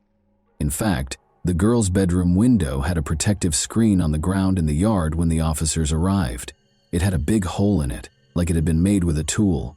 Soft toys that were always lying in the room beneath the girl's window were now strewn about. Isabel's shoe prints, which were found on the electrical box beneath the family's high fence and on the alley behind the house, were found on the floor next to blood. When he kidnapped the girl, the criminal most likely climbed over it. The police conducted extensive door-to-door searches, dismissing the possibility that the 6-year-old girl had escaped because they thought the case was one of kidnapping. Around 6:30 a.m., Alicia Stardavant, the Solis family's neighbor, reported being awakened by a noise. The girl's room is right across the fence from her bedroom. Alicia claimed to have heard the barking of the Solis family's dogs as well as her own. She heard men's voices outside of them, as if they were coming from her side of the fence rather than the Solis family's house. However, she ignored the fact that it was already becoming light outside and went back to sleep. The men didn't whisper or lower their voices, according to Alicia, and she didn't even consider the possibility that there was a small child present. Only locals were permitted to pass through the checkpoint that the police had set up around the Solis family's home. Since children are typically killed within 100 meters of the scene of the kidnapping, the search initially concentrated on a small area surrounding the house. After that, they interviewed residents and broadened the search area to include multiple apartment complexes. Officers used underwater cameras and sonars to examine the lakes and ponds, the local garbage dump, and the stadium where Isabel's baseball game was scheduled to take place. The Solis family's house was searched by forensic specialists and search dogs, and border guards handed out pictures of Isabel. There is a significant likelihood that children who disappear in Arizona wind up on the Mexican border. Furthermore, 16 criminals who had harmed women and children resided close to the family's residence in 2012.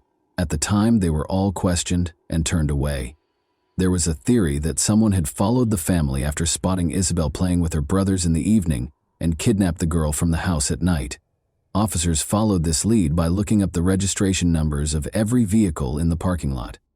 The family's home was close to surveillance cameras, which revealed an exceptionally bustling nightlife.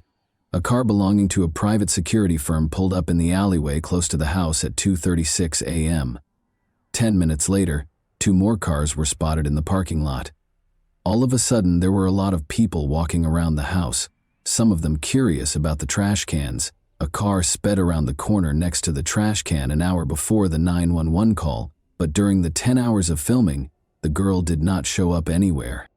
However, when the police searched the house, they found something intriguing. Inscriptions were discovered by the officers on Isabel's wardrobe doorframe. Rebecca said she was unaware of the inscriptions, which were written in a child's handwriting and contained phrases like "bad father," "I don't love father," and "bad day." Nevertheless, the police chose to thoroughly question Isabel's family. According to one of the sons, their father got violent, cursed, and struck him twice after drinking. Concerned about the Solis sons, investigators invited Child Protection Services staff because, as it turned out, the agency had been called to the family's residence multiple times. One of the boys left a glass in the detergent while doing the dishes in January 2012. Sergio reprimanded his son for his error and drank water from that glass. The boy told his friends about the incident the following day, and someone's parents called Child Protection Services, despite Rebecca's insistence that they laughed about it. In any case, Sergio willingly left the house in May 2012 at their request, despite Rebecca's assertion that her husband was a great father and that all questions would be addressed when Isabel got home. Sergio was able to return home to his wife and sons after the incident was quickly resolved, but the family was disappointed that the investigation produced no findings. The police kept focusing on them, Sergio in particular, even though they were never named as suspects. "It feels like the investigation never went beyond this house," the man later said. "That is the reason it is so distressing." They therefore engaged private investigator Jerry Snyder to look into Isabel's kidnapping objectively, and he suspected Rebecca's cousin Justin Master Mourinho. Initially, Justin spoke to reporters and conducted interviews as a spokesperson for the family. However, 2 weeks after Isabel vanished, he sent his car to Florida, hired the top attorney, and departed without responding to inquiries from the police or media. The private investigator found such behavior odd. Furthermore, Justin still had the key to the house after living there for a long time with the Solis family. According to one version, Justin might owe someone money because he had previously spent the night in Isabel's room. The criminal would come for him, but instead of Justin, they would find Isabel in the room and take her as leverage, or as ransom. Sebastian Hartsfield, a friend of his, is certain that Master Mourinho made the correct decision and would have left as well if he had the money. The problem is that Justin was fed up with the public's and media's invasive attention. Sebastian claimed that he and Justin spent the night of the kidnapping together. He reluctantly acknowledges that he and Justin smoked and drank all evening because it was April 20, National Cannabis Day. Sebastian is certain that his friend is innocent, even though there was a 6-hour lapse while they were sleeping, and he is unsure of Justin's whereabouts. The police chief stated that the investigator the family had hired had no evidence, but the police were certain of Justin's innocence when they finally questioned him. It is noteworthy that Sergio's daughter was abducted for ransom and that he was also suspected of owing money to criminals. Isabel was at the age when family members most frequently kidnap children. Sergio kissed her goodnight at 11 o'clock, the last person to see her after she was abducted from the house where only her family members were present. He failed the polygraph exam. Furthermore, the dog's nighttime barking serves as an indirect indication that a family member was involved. How could an outsider be aware of the girl's room location, the fact that she wouldn't be sleeping in her brother's bedroom, and the fact that her room would be dog-free? Her bedroom was usually where at least one of them slept. How could the kidnapper have known exactly how to get past the street security cameras? However, aside from suspicion, neither Justin nor Sergio were connected to the crime. Isabel was where? Rewind to the morning of July 23, 2012, when 3 distress calls were received by the rescue service. A young girl called to report that she had been kidnapped. "He's coming," she said, mentioning Isabel's name and identifying the district in which she was located, before the call ended. The officers searched the designated district but were unable to locate anyone. 2 sisters, ages 9 and 11, lived in the apartment complex where they traced the call. The sisters had just chosen to pull a practical joke. Despite the commotion, the calls were promptly released. However, the city had to pay $4,700 in officers' wages for the search in the district the girls had designated because of their joke. The police made multiple attempts to raise awareness of the case after this incident, such as posting a picture of Isabel's potential appearance years later. However, the case remained unresolved for years in spite of all efforts. Who took Isabel hostage? Was she taken by someone the family didn't know who came in through a window? Did Justin think about kidnapping Isabel in order to demand a ransom because he was in debt, but the kidnapping didn't work out? Are there relatives hiding what happened to her? And was one of her brothers complicit? Or is the biological father of Isabel more knowledgeable than he claims to be? Unexpectedly, the case made a breakthrough on February 8, 2017.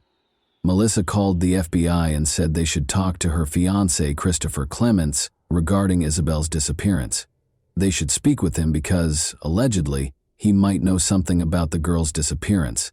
But Melissa was unable to elaborate. It was easy to find Christopher because he was incarcerated on robbery charges. Christopher assured the agents that he was aware of Isabel's location, but he insisted on a bargain in return for information on her whereabouts. In Isabel's case, he demanded complete immunity, the dismissal of his charges, and the return of his seized Acura Honda. He reassured them that only he and a member of the Solis family are aware of the girl's fate. He made hints that Sergio was aware of and complicit in his daughter's kidnapping.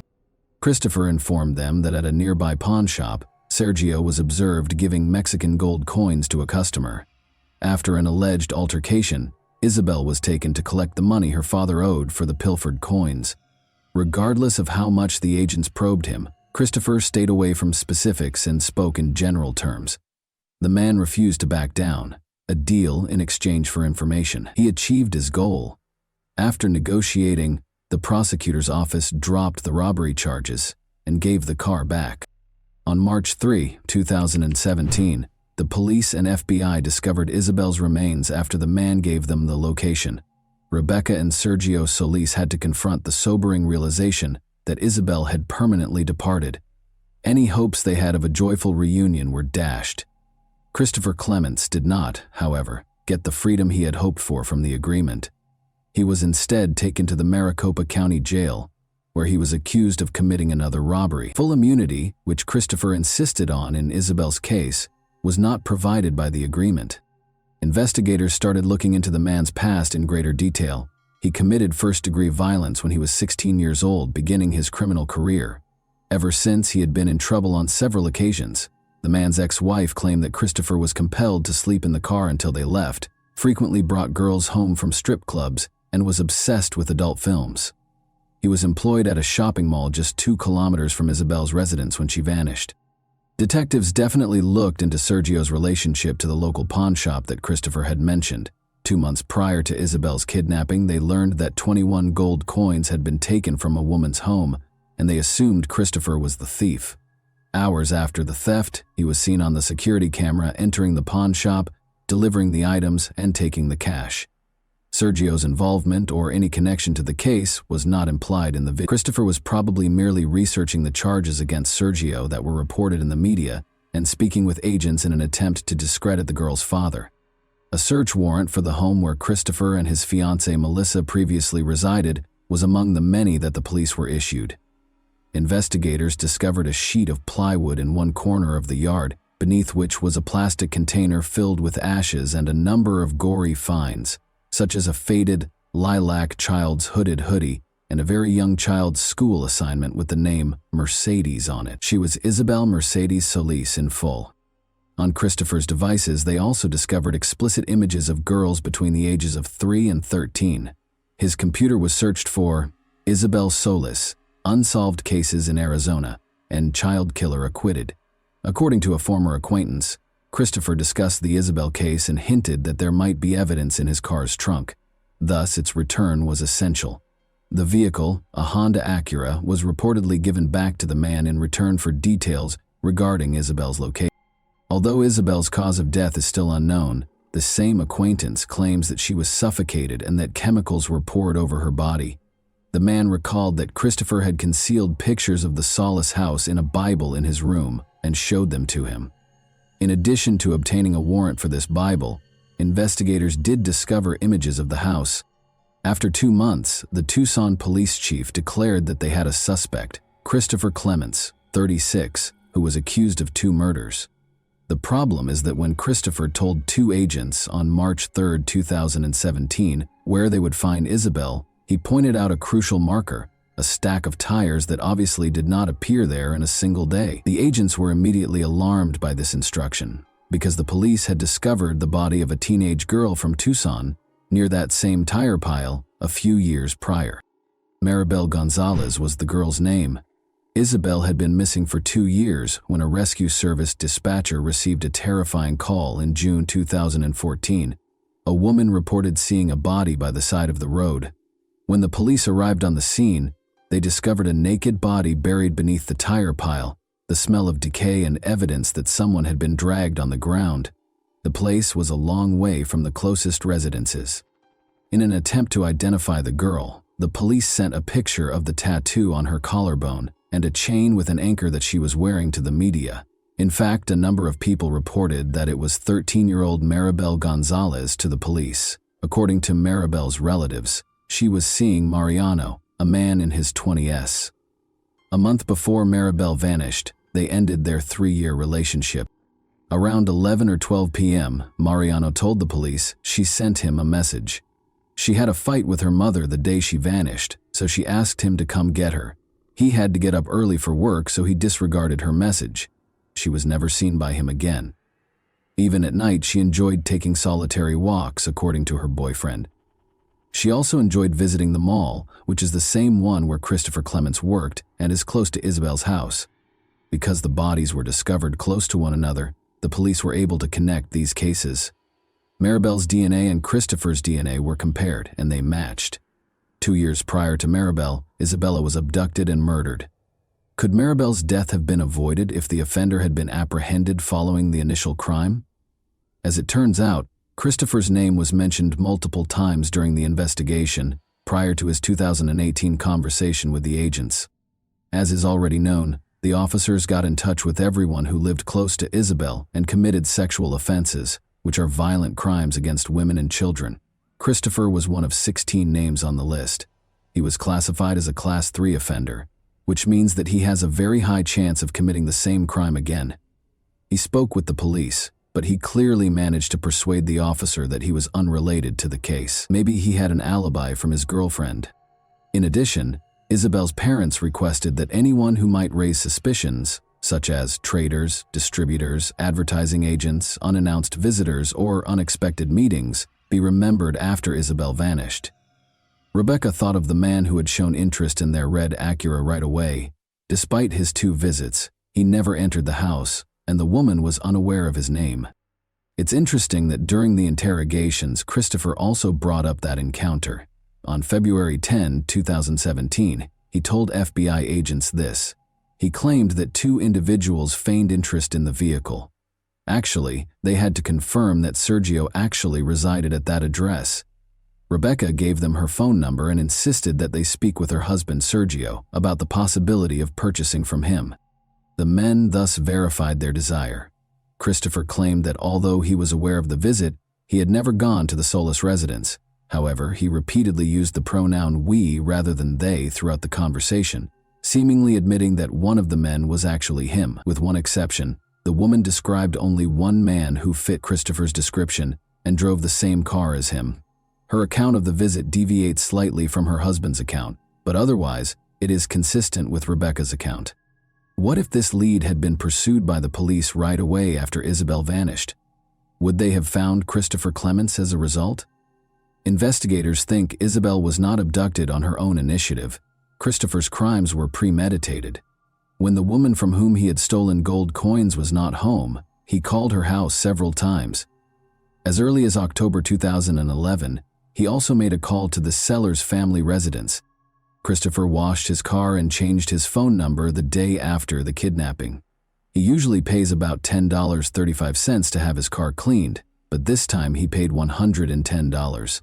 However, since phone records connected Christopher to 2 crimes, changing his number did not help. The shoes that Christopher was frequently spotted wearing and even photographed in, but which none of the Solis family wore, matched the footprints discovered at the scene of Isabel's abduction. Investigators also examined images on his devices and discovered a small snapshot. It was a selfie of a man who resembled Clements, sitting in the front seat of a car, and a young girl who was lying on the back seat and looked a lot like Isabel. Rebecca and Sergio saw the picture. The woman acknowledged that the girl looked like Isabel, but the poor quality of the picture prevented her from being certain. When Melissa, his fiancée, saw the picture, she started to shake, despite Christopher's claims that the child in it was his son. The child did not seem like her own.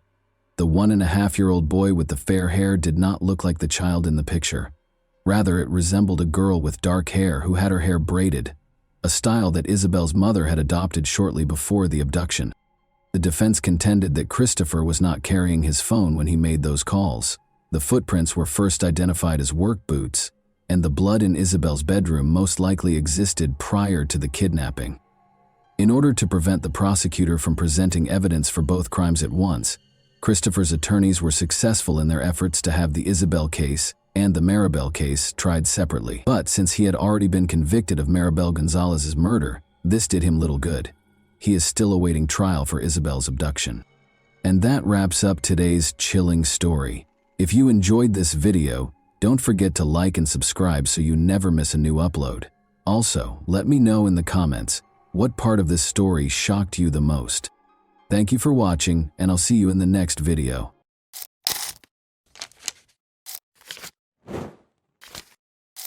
Hey guys, welcome to my channel, and today we're going to take a look at another horrible case with you.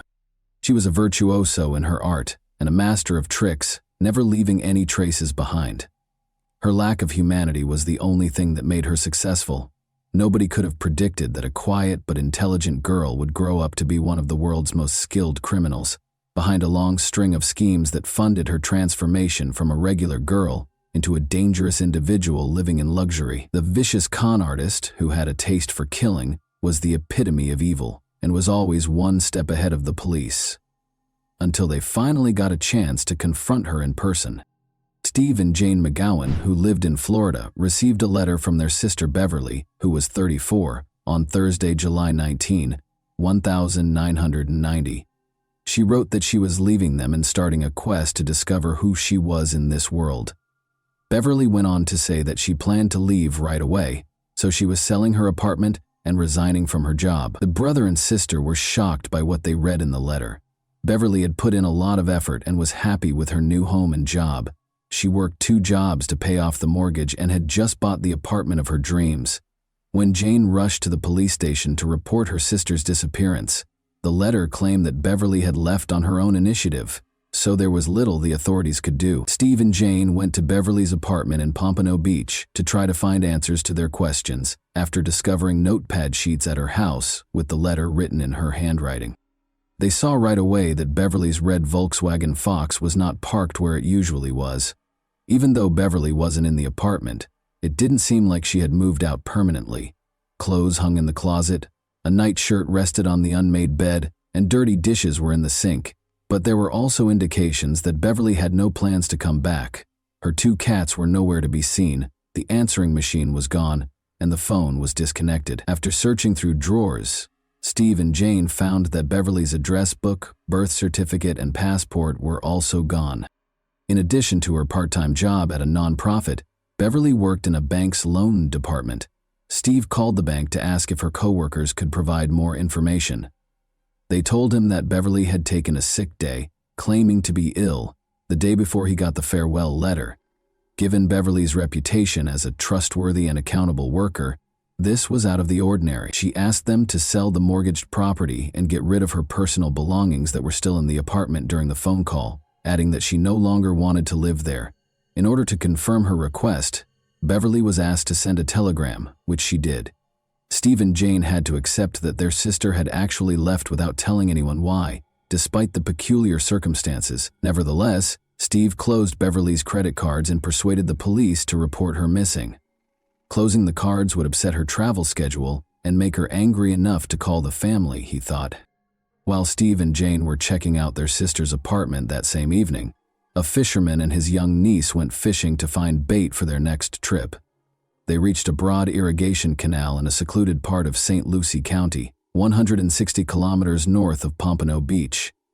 When the fisherman saw what looked like a bag of trash, he left his niece in the car and started to walk along the canal. He rushed back to the car and called the police as he got closer and recognized what it was. When deputies from the St. Lucie County Sheriff's Office got to the spot the fisherman had pointed, they found a woman's body. It was clear that in addition to killing her, the killer did everything in his power to hide her identity. But he missed something. A tiny tattoo of a yellow rose was concealed under the woman's jeans on her right ankle. The media was given the tattoo's description in the hopes that locals would recognize it. Around 10 p.m., Steve McGowan had already arrived home when the phone rang. It was his sister's missing friend. She had recently learned of the discovery in the St. Lucie Canal and Beverly's corresponding tattoo. Steve and Jane went to St. Lucie the following day to talk to investigators and show them a picture of their sister. Although conventional identification techniques had to be disregarded due to the body's condition, they were both certain that it was their Beverly. A comparison of her dental records proved it was her. No blood or suspicious objects were found during the examination of Beverly's apartment. No indication of a struggle was present. Jane and Steve were unable to comprehend who would hurt their sister. Her nephews in particular loved her, and she loved them in return. Beverly didn't have a lot of money, and she didn't have any complicated relationships. The deaths of her 2 boyfriends in different auto accidents cast a shadow over her life, but Steve was sure Beverly had been enjoying her life lately, even in spite of her past. Despite working 2 jobs, Beverly's income was insufficient to pay her mortgage. She began renting out one of her apartment's bedrooms in order to supplement her income. Investigators discovered a notebook containing a list of possible tenants while searching her apartment. Except for one, each entry contained the full name, phone number, and the time of the apartment viewing. Alice was the only name on the first line, which was scheduled for Tuesday at 6:30. Beverly had heard nothing but good things about Alice. She worked for the famous company IBM, was from London, drove a fancy car, and was immaculately dressed. Due to a temporary transfer to the company's Fort Lauderdale office, Alice had relocated to the area. She told her friend that Alice would be moving in on Friday, July 20th, and she had impressed Beverly enough that she decided to make her the new neighbor. By the way, Beverly said she was first introduced to numerology by Alice. Alice tried to forecast Beverly's future, but she required a number of numbers that were important to Beverly, including her date of birth, social security number, passport number, and even information from her driver's license. The odd thing is that Beverly gave her all these numbers. She shared Alice's future predictions with her friends because, all things considered, she was happy with them. Regretfully, she didn't give them her new neighbor's last name. The identity of Alice was still unknown. Furthermore, there was no proof that Alice had ever been to Beverly's apartment, let alone moved in. When the investigators contacted IBM, they were told that the company did not have any UK workers in the South Florida region. They didn't even have a Fort Lauderdale office.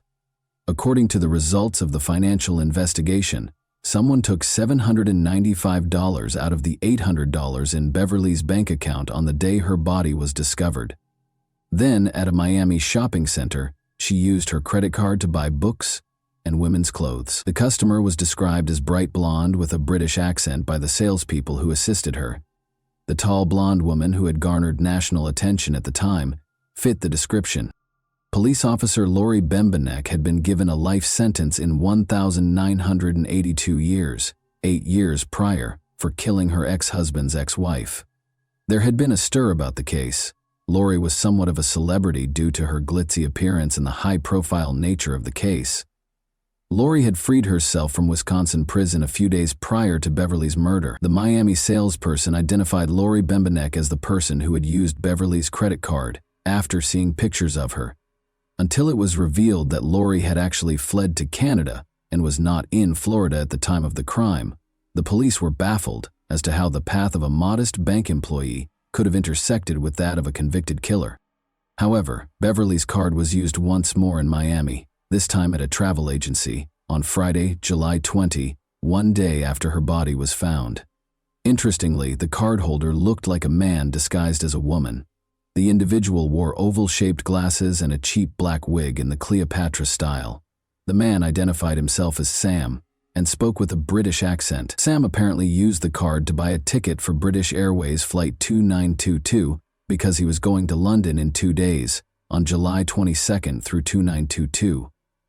Investigators looked through Flight 292's passenger registration records and those of every other flight that was scheduled to depart for Britain on July 22.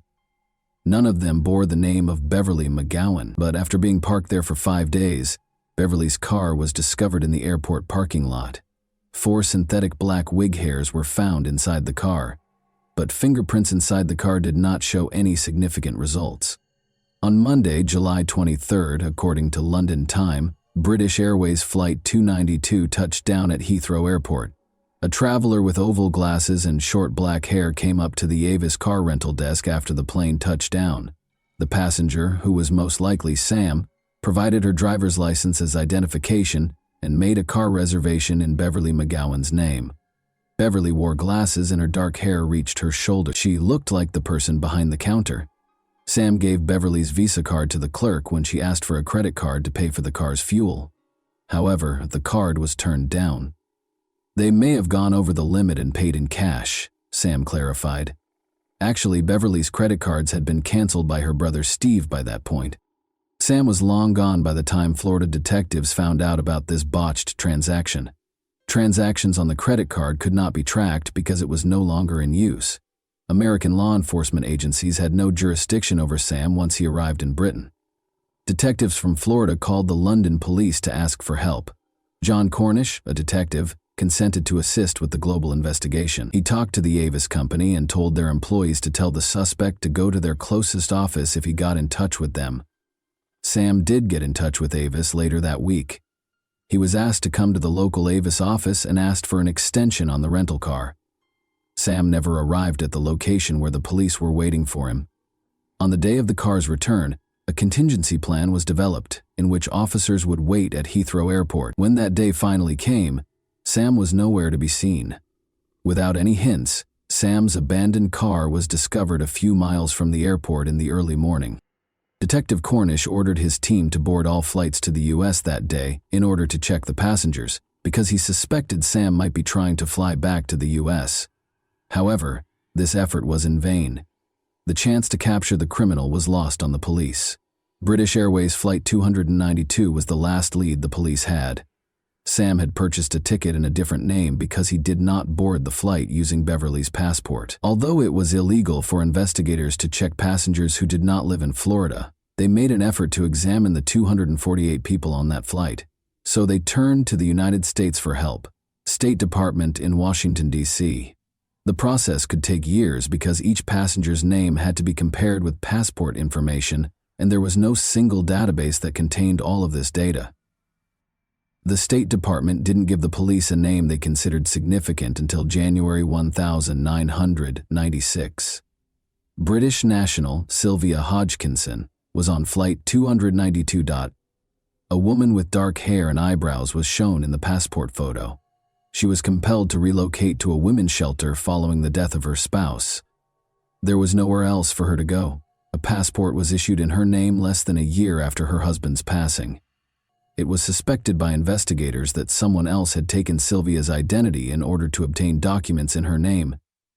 There was fear that Sylvia had met a similar end to Beverly's because they were unable to find her in any way. Additionally, the State Department found a fascinating link between Sylvia and two other women, Elaine Antoinette Parent and Charlotte Ray Callan. An incident that happened a year after Beverly's murder revealed that all three identities were unintentionally connected. A woman in a rental car was approached by North Miami police on May 22, 1991. It was past due to return the car, which had been rented in Los Angeles 6 months prior. To hide its origin, stolen license plates were affixed to the vehicle. A tall redhead woman, who introduced herself to the officers as Charlotte Ray Cowan, sat inside the vehicle. The woman's personal diary, 2 dogs, multiple wigs, and several documents bearing Charlotte's photo under the names Sylvia Hodgkinson and Elaine Parent were all evidently in the car with her. Charlotte's failure to return the rented car led to her arrest by the police. The following day, she posted bail after spending the night in jail. Surprisingly, the police did nothing about this issue, even though the woman was clearly using a false identity. One of the arresting officers was in the building on the day of Charlotte's court hearing for the offense. A redhead woman stood up when Charlotte's turn to appear before the court came. The officer who had arrested Charlotte, however, was taken aback to discover that the woman he had arrested was not the same one who had been called to court by the subpoena. Charlotte was perplexed as to why she had been summoned to court so abruptly. She questioned the officer about the height and red hair of the woman he had arrested. She boldly declared that she knew exactly who it was when he said yes. Almost 10 years prior, in the middle of the 1980s, Charlotte was unwinding at an Orlando bar when a well-dressed woman with a British accent came up to her. Like Charlotte, she had stunning blue eyes and short red hair. The woman offered to buy Charlotte a drink and identified herself as Anne Tremont. The offer was accepted by Charlotte, and they struck up a conversation. Anne mentioned numerology in passing during their conversation. She began by requesting Charlotte's birth date, adding that she would be pleased to make a matching matrix for her. Anne took Charlotte's driver's license information and social security number one by one. She wrote it all down on a napkin and made a hopeful forecast for Charlotte's future.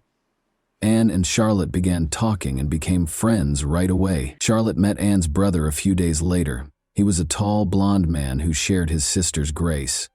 The women eventually lost contact with one another, though, as they saw each other less and less.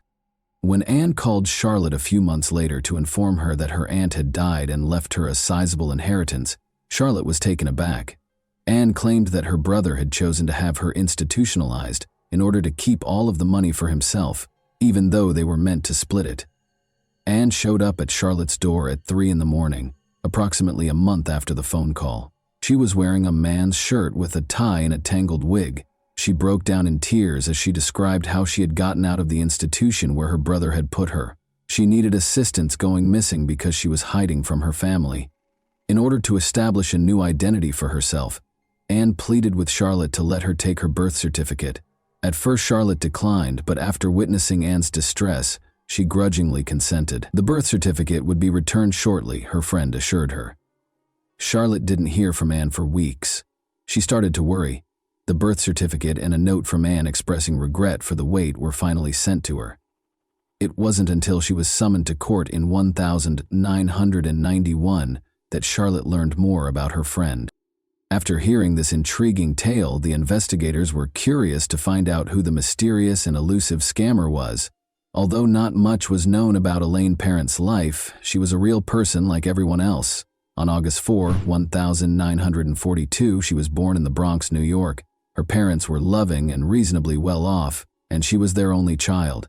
She was a tall, slim beauty with dark hair and piercing blue eyes by the time she reached adulthood. She relocated to Florida at the age of 30, where she briefly worked at a real estate company before being arrested for shoplifting in Fort Lauderdale in 1976. They took her fingerprints and put them in the database. She then stole $40,000 worth of jewelry from an elderly acquaintance in 1985. Parent and Charlotte met at about the same time. The fingerprints of the parent and the woman who was arrested in 1991 for not returning a rented car were compared. They were identical. Elaine Parent was the woman posing as Charlotte Cowan. Naturally, it was assumed that Elaine Parent, the elusive suspect Sam, and the new neighbor Beverly McGowan's Alice were all the same person. They still had to establish a clear connection between Elaine and Beverly's murder, though. In addition to reviewing the case's evidence, the detectives looked through a notebook that contained letters that Beverly had written to her sister and brother. This specialized equipment uses an electrostatic detection device, ESDA, to find impressions or indentations left by previously written letters on paper. The notebook had been used for a number of other letters that weren't written in Beverly's handwriting, according to the analysis of the notebook. The author appeared to be a woman with a deep-seated animosity toward Beverly. Threats were included in the rather aggressive messages. Elaine Parent's handwriting samples were compared to the letters, and they matched. Parent's letters were sent to a woman in London who was the chief executive officer of a large corporation. She filled in many of the gaps in the elusive fraudster's life, but was named Witness X in the case materials for her protection. The woman disclosed that she and Elaine became friends right away after meeting during a trip to Miami in the 1980s. Elaine reportedly fled to London in 1985 while the police were looking for her in connection with the jewelry theft, and she asked Witness X if she could stay with her. However, Elaine's unstable and explosive temperament quickly made it clear to the two young women that they couldn't live together. The scammer went back to the United States in 1990, but Witness X was shocked when she left for London at the end of July. She was operating an Avis-rented vehicle. Parent stole two of her old friend's dogs and fled to the United States 3 months after she returned to London. She then tried to extort a ransom for her dogs by sending Witness X threatening letters. Clearly, these were the same dogs that were discovered in her possession when she was arrested in Miami in 1991. The State Department accused Parent of forging her passport by the end of 1996, but they were clueless as to where she might be hiding. Elaine Parent was featured in an episode of the television program America's Most Wanted in 1998. Patricia Evans of St. Petersburg, Florida, was watching television at home when the show started. She instantly recognized Elaine when she saw her photo. Elaine was known to Patricia Nevins, a church employee, as Sandra Little, a blonde. In 1992, Patricia met Sandra Little while she was residing in a St. Petersburg homeless shelter.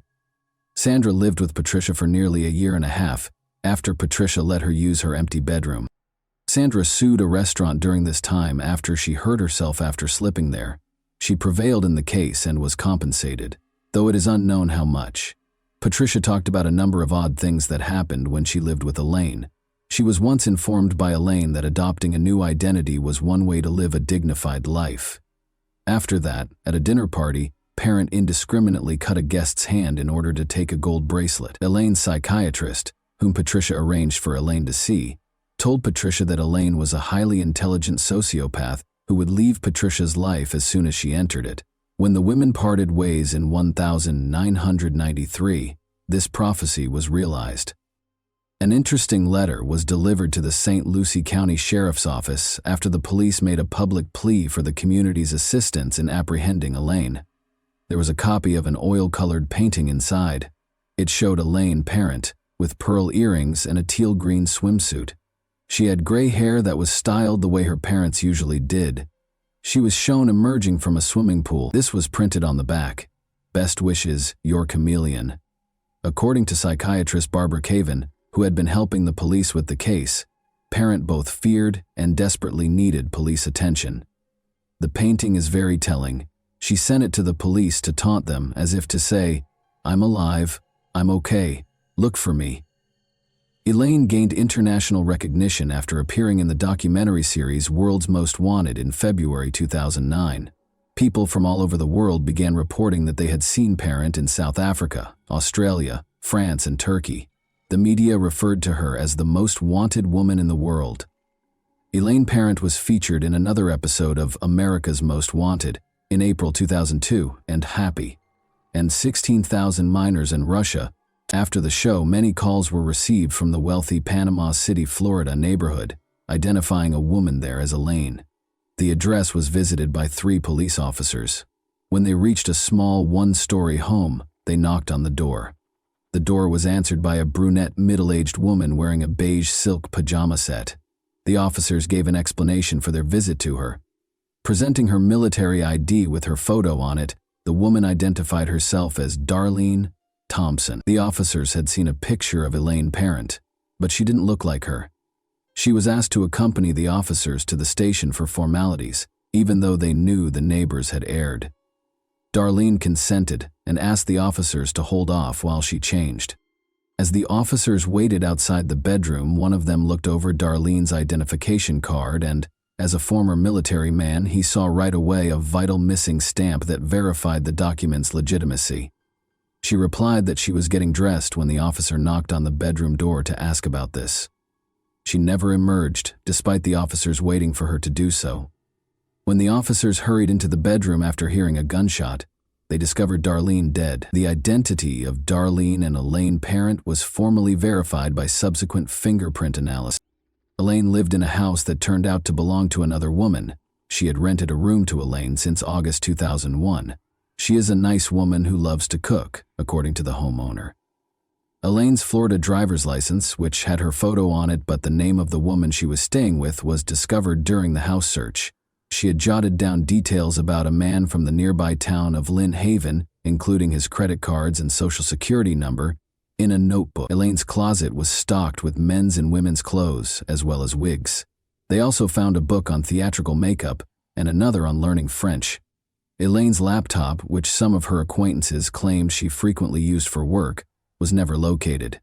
When she was arrested more than a decade ago, she had her diary with her because Charlotte Cowan was also missing.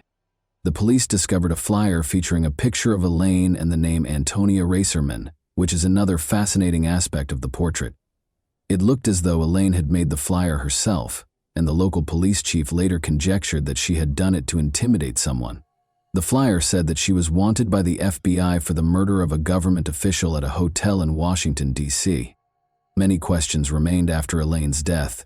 According to the police, she used up to 20 different identities in countries such as the United States, the United Kingdom, Turkey, Israel, France, and South Africa. Although no other victims have been located, some believe she may have committed more murders. There are differing views on whether she worked alone or with an accomplice. Investigator Norma Pfeiffer told the media 3 years before she died, "The brutality of the McGowan murder makes me think that someone capable of this has either done it before or will do it again. She couldn't have run Beverly alone, according to some. And let's not forget about the handsome blonde man she passed off as her brother." According to psychologist Barbara Kerwin, Elaine is a virtuoso in her field, who can read people's souls and identify their weak points with ease. The reason behind her crimes is still entirely unknown, though. Why, given her high IQ, would someone like Elaine decide to commit crimes rather than excel in any other field, especially since her crimes brought her more fame than fortune. Kerwin, however, feels she is aware of the motivation behind Elaine's plots, her own inner demons. Barbara said, "I believe she impulsively stole the identities of others to fill her own emptiness." And that wraps up today's chilling story. If you enjoyed this video, don't forget to like and subscribe so you never miss a new upload. Also, let me know in the comments what part of this story shocked you the most. Thank you for watching, and I'll see you in the next video.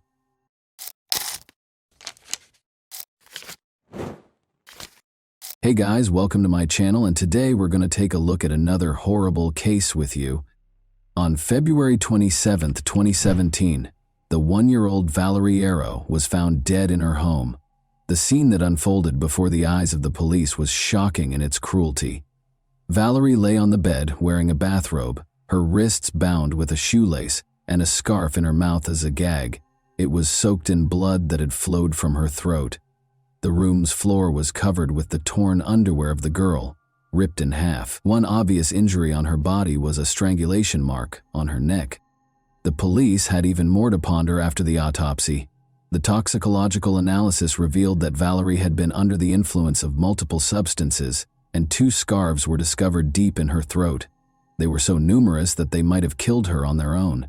In addition, Valerie's backpack was discovered in the trash a few days prior by a building worker where the girl resided. Her papers, an ashtray, cigarette butts, a glass, shoes, apartment keys, and a blood-stained bedside lamp were all found inside. After compiling this data, the investigators came to the conclusion that the girl had committed suicide on her own volition. The matter was resolved. Naturally, Valerie's family was not pleased with this conclusion and made vain attempts to convince the police to look into the case as a murder. A girl named Law Martin's wallet and documents were discovered by hikers on the Fenway Trail 11 months later. The same day, they found the dead body of a 19-year-old girl in Bon Roppers Roquette in a canal about 20 kilometers away. She had taken off her socks and was completely nude. Law, who had been absent for 2 days, was there. According to the autopsy, the girl was strangled to death, but before she passed away, she had been sexually assaulted both vaginally and anally, using what appeared to be a baseball bat. The forensic specialist also discovered a torn spleen, which suggests a very powerful abdominal blow, like a kick. Despite starting an investigation, the police were unable to find any solid leads. Furthermore, nobody ever thought to link the 2 cases together, of course. After 7 years, the morning of February 11, 1997, arrived. In Toulouse, firefighters broke into a 4th-floor apartment in a multi-story building at 9 in the morning. They found a 29-year-old woman named Martin Matten's charred and lifeless body inside. Martin was on the bed, face down. There was a magazine from an automatic pistol on the floor and a ripped and blood-stained bra in the bathroom. Blood was all over the carpet and the bathtub, and a light bulb that had been unscrewed was lying on the floor. The firefighters came to the conclusion that there were 2 fires, 2 obvious attempts at intentional arson in the living room by the armchair and in the bedroom. After weighing all of the available evidence, the investigating police inspector came to the conclusion that Martin's death was caused by a choice she made. Emily Espies, then 21 years old, went into a Toulouse bar 10 days later, on February 26, 1997. She wanted to grab a drink with her friends in the afternoon. She met Patrice, a nice and attractive man in the bar. Because he gave Emily and her friends illegal drugs, he had his own method of luring girls. The rest of the day and the next morning were spent with Patrice and Emily. The young man asked Emily to accompany him to a concert that he was planning to attend that evening. He invited her and she accepted. They did, however, meet up with Patrice's friend Eve, whom he had been living with for a while prior to the concert. The young people in the group shared a meal and some beverages. After that, Patrice and Emily headed to the concert in Patrice's car, arriving at around 1:30 a.m. While Patrice spent more time drinking beer at the bar, Emily danced a lot. Emily asked her new acquaintance to drive her home at around 2 in the morning because she was exhausted from not sleeping for 2 days. The tired girl fell asleep right away, before she had even had a chance to sit in the car. She was lying on the back seat of the car when she woke up, even though it felt like only a moment had gone by. Emily opened her eyes and was shocked to see that she was being choked by Patrice, a buffer with protruding eyes. He was no longer the nice guy she'd spent the entire day with. How someone could spend a whole day with such a nice guy and then, in just 1 minute, transform into a monster who was now strangling her was beyond Emily's comprehension. Emily made an effort to resist. She tried to rip Patrice's hair, screamed and scratched him. Emily passed out after he repeatedly hit her face and told her to stop talking. She woke up without her underwear a few minutes later. She must have been violated by his attempt. Given the likelihood of her death, Emily made the decision to either pretend to be dead or speak to him. In an attempt to defuse the situation and maintain her composure, she decided to speak with Patrice. She reiterated that she understood everything, that excessive drinking causes such things, that everything was okay, and that she would keep it a secret. Patrice asked her to please him after stopping the car. Emily declined. He then accompanied her to the back seat, proceeded to undress her, and again violated her. Emily tried to maintain her composure. She kept conversing with him, downplaying the damage he had done to her. Patrice suddenly started crying and expressed regret for his actions. "You have 10 years of my life in your hands," he told Emily. He must have been sincere, because Emily didn't think he was such a great actor. She felt hope once more. Emily soothed her tormentor and attacker. Her only concern was to survive this nightmare, so she spoke softly to him.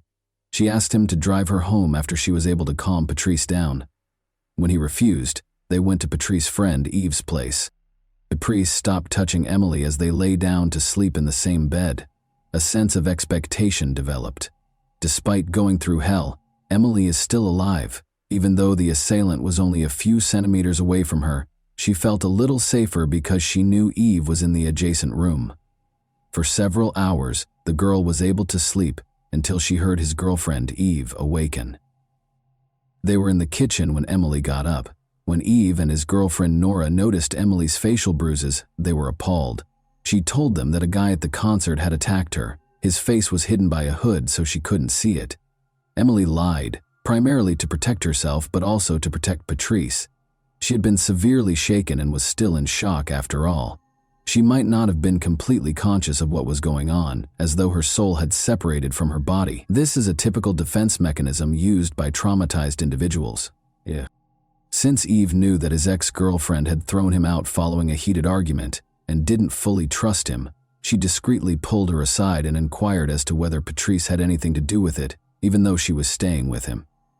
Nora is adamant that it was a guy from the concert and that Patrice had nothing to do with it. Patrice went to the kitchen as well after waking up. Emily was right when he said, "Yes, it was a guy in a hood. Unfortunately, there was no chance of catching him." Anyway, Emily was taken to the hospital by Nora. The girl's neck had evidence of strangulation, according to the doctors. She also had a number of facial injuries. She would need to stay in the hospital for a few days while being monitored by doctors. Emily felt at last more secure in the hospital. She made the decision to come clean and admit that Patrice had actually attacked her, but he had already vanished because he thought Emily might confess everything. Now that one of Patrice's victims was alive, the police began looking for him. He would spend 3 months evading capture. Patrice, now known as Frank, met Marie Norman at a country festival on June 14, $1,997. Murray lived in a chalet in a small town below Foix and was 35 years old. When the young man complained about having nowhere to stay, Murray felt sorry for him and offered to let him live with her in return for some housework. In addition, Murray decided that Frank would take care of the house while she visited her parents on the 20th. For a few days, Murray and Frank lived together in this manner. He fixed things and worked in the garden during the day, and they ate dinner, chatted, and smoked together in the evening. Murray and Frank had a terrific time on June 19th. She organized a dinner to celebrate Murray's new position at a wolf sanctuary in Orlu. They smoked cannabis and drank a lot, clearly in a positive mood. Frank, that is Patrice, tried to plant a kiss on Murray. To avoid an unpleasant situation, she went into the bedroom, but it was obvious that she wasn't prepared for it. But then the man hit her against the wall, grabbed her by the head, and followed her into the room. Despite feeling lightheaded, Murray was able to escape his hold. Patrice then grabbed a chair and struck his victim, who had collapsed on the bed and was no longer conscious. He repeatedly attacked her viciously. He began choking her with his bare hands after this brought her back to consciousness. However, Murray was still breathing when he let go of her throat. Patrice then gagged her and tied her wrists and ankles. He then carried Murray's body to the first floor and started cleaning up to get rid of any remaining blood. To hide the bloodstains, he applied blue paint to the blue carpet. The top layer of blood-stained wooden furniture was removed with an angled grinder. The murderer washed his own clothes in the washing machine and set fire to sheets and clothing in the garden. He then buried Murray in her own garden after digging a hole in the garden and covering the victim's body with a blanket. He stole some valuable items that could be sold, such as the angle grinder, and 5,000 francs in cash the next evening before departing the chalet. He left the following note on the table to try to dispel suspicion. Murray, I don't know where you are. I finished my work and am leaving. Patrice was traveling to Spain in Murray's vehicle on June 20, 1997. In addition, it was his 29th birthday. Patrice arrived in the southern Spanish city of Alicante a few days later. He met Isabelle and Valerie, two French girls there. The young people soon became friends and spent days together, going for walks, eating meals, and tanning on the beach. The girls' holiday came to an end, and it was time for them to head back to Paris.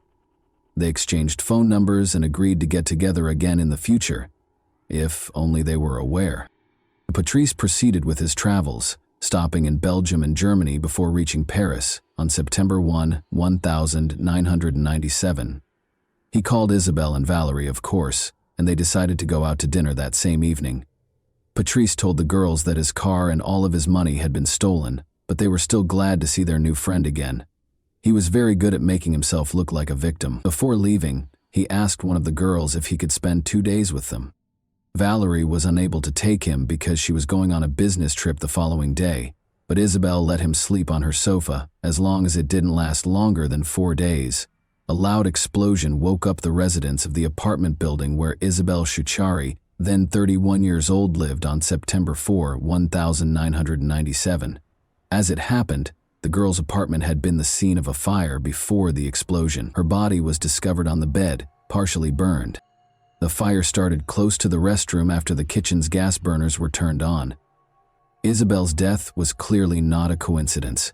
3 glasses, a bottle of pink wine, and champagne were on the table, and the front door was left open.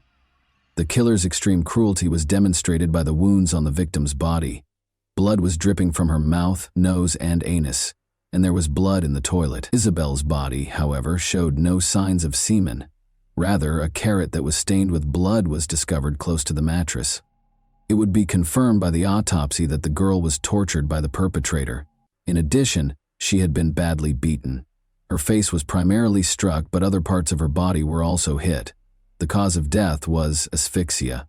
Because of the testimony of Emily Espy, who survived Patrice Allegre's attack at the end of February, investigators were immediately alerted to the fact that Isabelle had provided shelter to a man named Patrice. This was because the police had been looking for a particular Patrice for a while.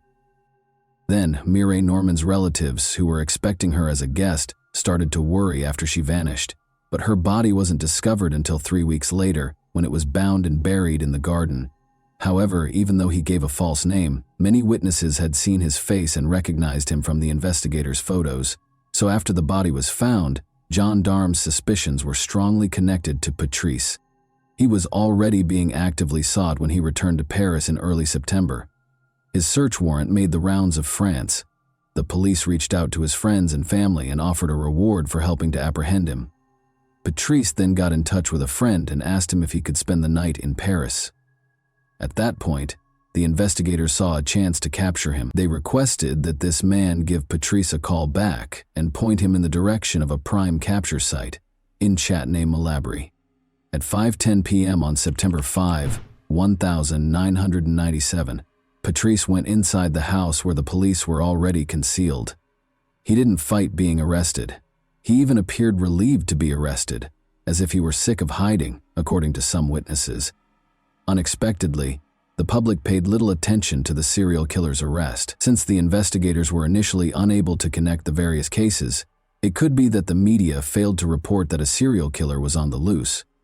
However, it was also because the car accident and Princess Diana's death in Paris on August 31, 1997, took center stage in the news. Consequently, there was little media coverage of Patrice's arrest. It didn't garner much media attention. Patrice voluntarily cooperated when he was being questioned. He gave a detailed account of his crimes and admitted to them. He described them in the present tense as though reliving them, but with a totally detached expression, which made it terrifying. Patrice was taken into custody in connection with the assault on Emily S.B. and the killings of Isabelle Chichari and Mireille Norman. But he used a different name when Patrice mentioned Mireille Norman, the girl who let him stay in her chalet in return for helping out in the garden. The investigators wondered why he had given her the name Martine. They gradually came to understand that he was mistakenly thinking she was another of his victims. Investigators offered Patrice champagne, oysters, foie gras, and more outdoor walks in exchange for disclosing information about his other victims, because they knew he had a penchant for luxuries. In fact, Patrice later admitted to the murders of Valerie Theriot, Martine Mathias, and Law Martine. Only after the pieces of the puzzle began to fit together as evidence that the detectives were already aware of. As is already well known, investigators came to the conclusion that Valerie Theriot and Martin Mathias had committed suicide, but as it happened, Patrice knew each of the women personally. He was co-workers with Valerie Theriot, who was a waiter at the same Toulouse cafe. She recognized Law Martine, who lived with him in the same area of Toulouse, and got into his car. She was Patrice's neighbor, Martin Mathias. They shared apartments across from one another. To put it another way, investigators were unaware of numerous hints that suggested Patrice Allegre was a potential suspect for a long time. For a serial killer, that was unusual. Even if they were only acquainted for a few days, as was the case with Emily, Patrice knew each of his victims by name. However, his approach was always the same. We hang out, spend time together, make friends, and then the attack happens. Investigators and later psychiatrists observed that Patrice found it much more difficult to explain the murders when they discussed them, even though he readily confessed to the killings and helped the investigation during interrogations. Every time, he described the incident as follows. He attempted to kiss the victim, but she refused, so he got angry and strangled her. The man claimed that he did everything by himself, but in certain instances he assaulted the victims with objects. This suggests that his account of the killings and assaults is not accurate. Does he have a bad memory of what happened, or is it a lie? It's difficult to say, but it calls into question his confession anyhow. Let's take Martin Mathias's case as an example. Patrice remembers that in early February 1997, he met her at McDonald's. After he asked to sit at her table, they struck up a conversation and discovered that boxing was a common interest. Patrice had previously trained under French boxing champion Martin Mathias. Patrice claims that Martin invited him to join her for a drink a few days later and agreed to meet with him again, and this meeting was when everything went wrong. This version isn't entirely supported by the autopsy, though. Despite not drinking, toxicological analysis showed that she had alcohol and chloroform in her system. Additionally, the intimate area of her body bore the scars of an electric shock. As you may remember, the electrical wiring in the apartment was altered, and a light bulb was unscrewed. This raises the possibility that Patrice stalked the girl because he lived across the street, even though the girl did not invite him to her home. Then, because Martin Mathias was stronger than him in normal conditions, he rendered her incapable of moving. It is crucial to recognize that there are differences between the killer's account and the available evidence, even though there are no facts that can be used to prove this. Furthermore, this suggests that he is not making an effort to be totally truthful with the inquiry. He also talked excitedly and in detail about his early years. On June 20, Patrice was born in Toulouse. At the age of 17, his mother, Michelle, a hairdresser, became pregnant with him. Roland, his father, was a police officer and 4 years her senior. He was always an unwanted child, and Patrice knew it. The second son, a desired child, was born to Michelle and Roland 7 years later. One could not say that Patrice had a happy childhood. His father would physically abuse his mother, and his parents would frequently quarrel. When Patrice attempted to step in, he was beaten instead. Being a police officer, Roland neglected his son and was frequently away from home. In contrast, Patrice's mother didn't seem to care much for him. But when Patrice was young, she collapsed into an alcoholic coma in front of him in her beauty salon because she was an alcoholic. She also consistently cheated on her husband and was unfaithful to him. Patrice was able to observe some of her private interactions and the post-fight reconciliations between Michelle and Roland. He would frequently try to sleep in his room by covering his head with a pillow to block out the sounds of his mother's groans coming from the room next door. Another time, when Patrice, then 6, was sitting in the back seat and watching everything, she got pleasure from one of her friends in the car. Patrice idolized his mother and hated his father in spite of everything. He would stand up for her and was offended when others made disparaging remarks about her. He had to repeat a year multiple times because he struggled to learn in school. Because his mother permitted it, he would skip classes. He started stealing, selling drugs, and committing crimes during this time. But each time he was taken into custody, his father would save him. For instance, Roland once compensated the victims of Patrice's thefts with 300 francs. His actions may have stemmed from a traumatic incident that happened to him when he was 13 years old. 2 boys kidnapped him after he fled his home. He was abused in a car and drugged with strong illegal substances before being abandoned on the side of a distant road. For a boy who was not yet 14, this could not have failed to leave scars. This gives us a chance to learn more about him, but it doesn't excuse what he did later. He began abusing drugs and drinking excessively when he was 14 years old. The issue was that under the influence of drugs, Patrice, who was characterized as charming when sober, underwent a radical transformation. He became so genuinely aggressive that his friends, who were aware of it, were terrified of him. Patrice once became furious when someone made a negative comment about his younger brother while he was intoxicated at a bar.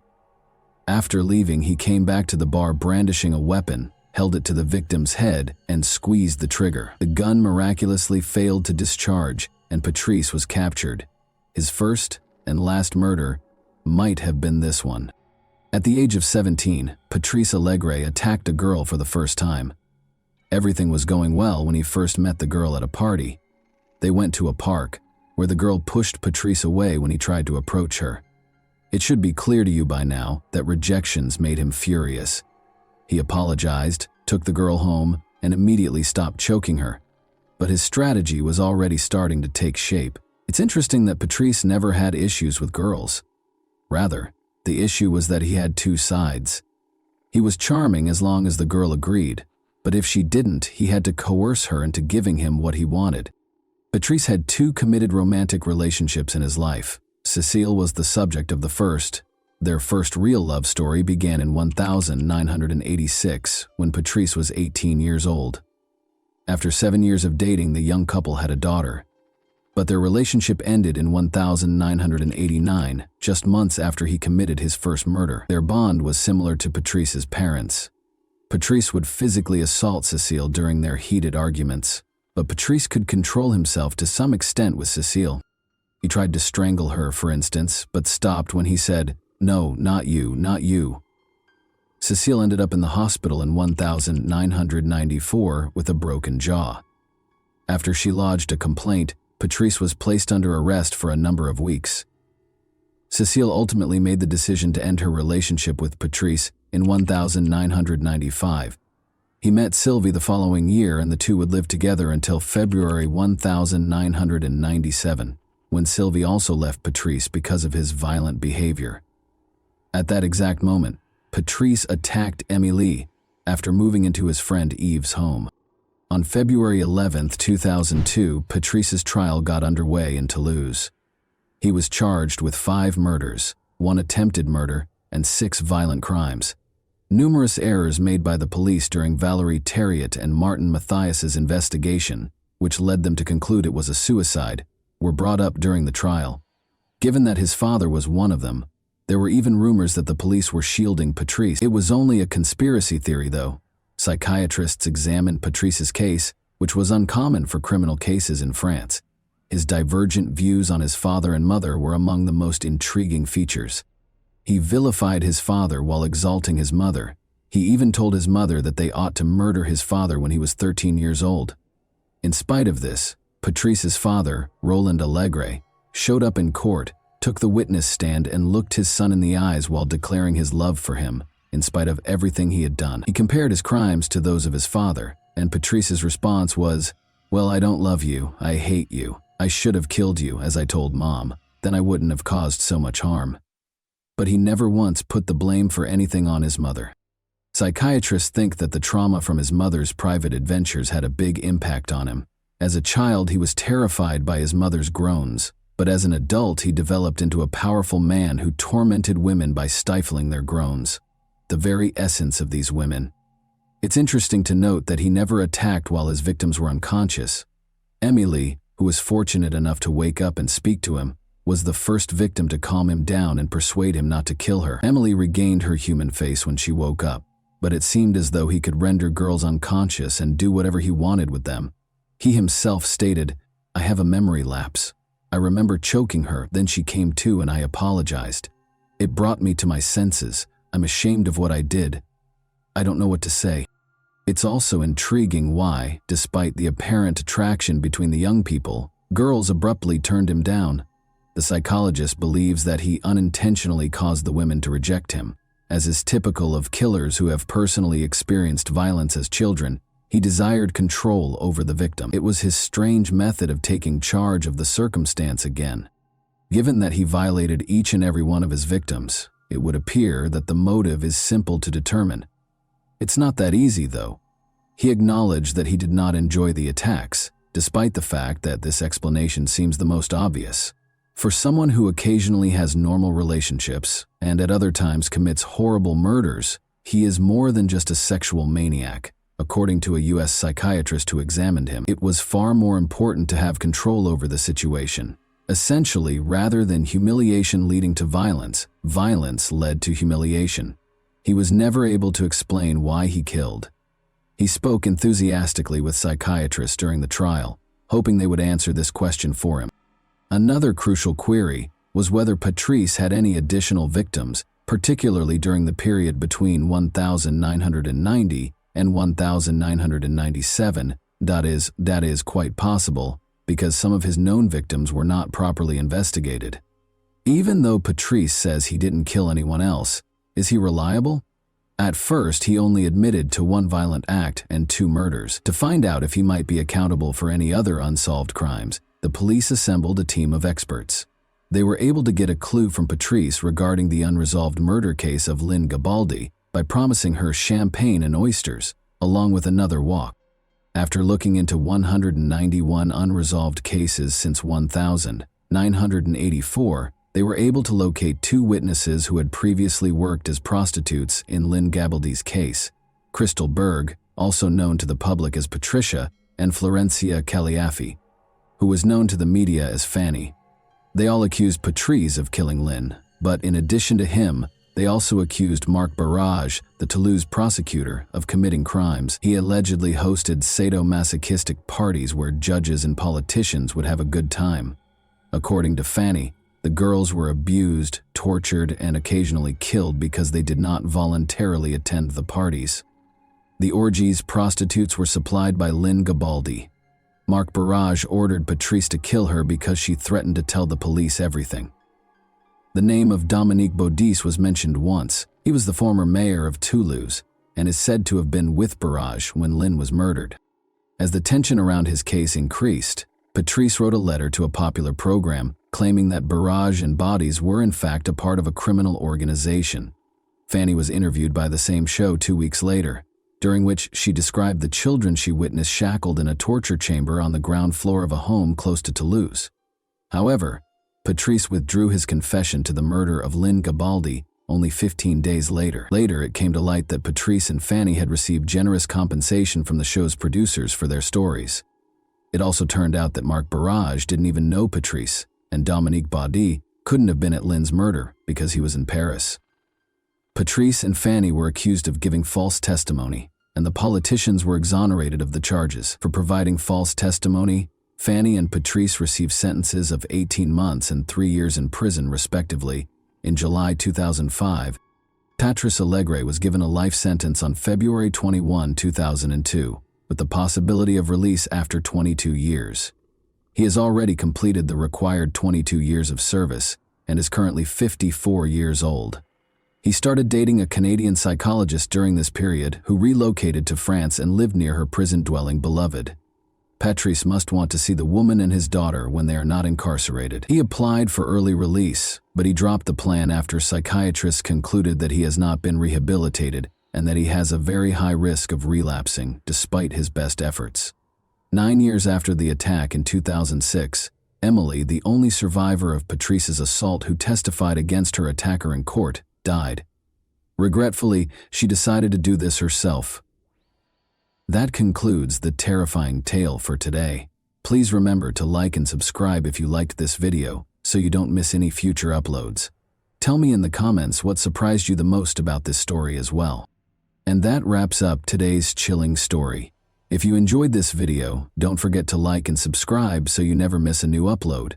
Also, let me know in the comments what part of this story shocked you the most. Thank you for watching, and I'll see you in the next video.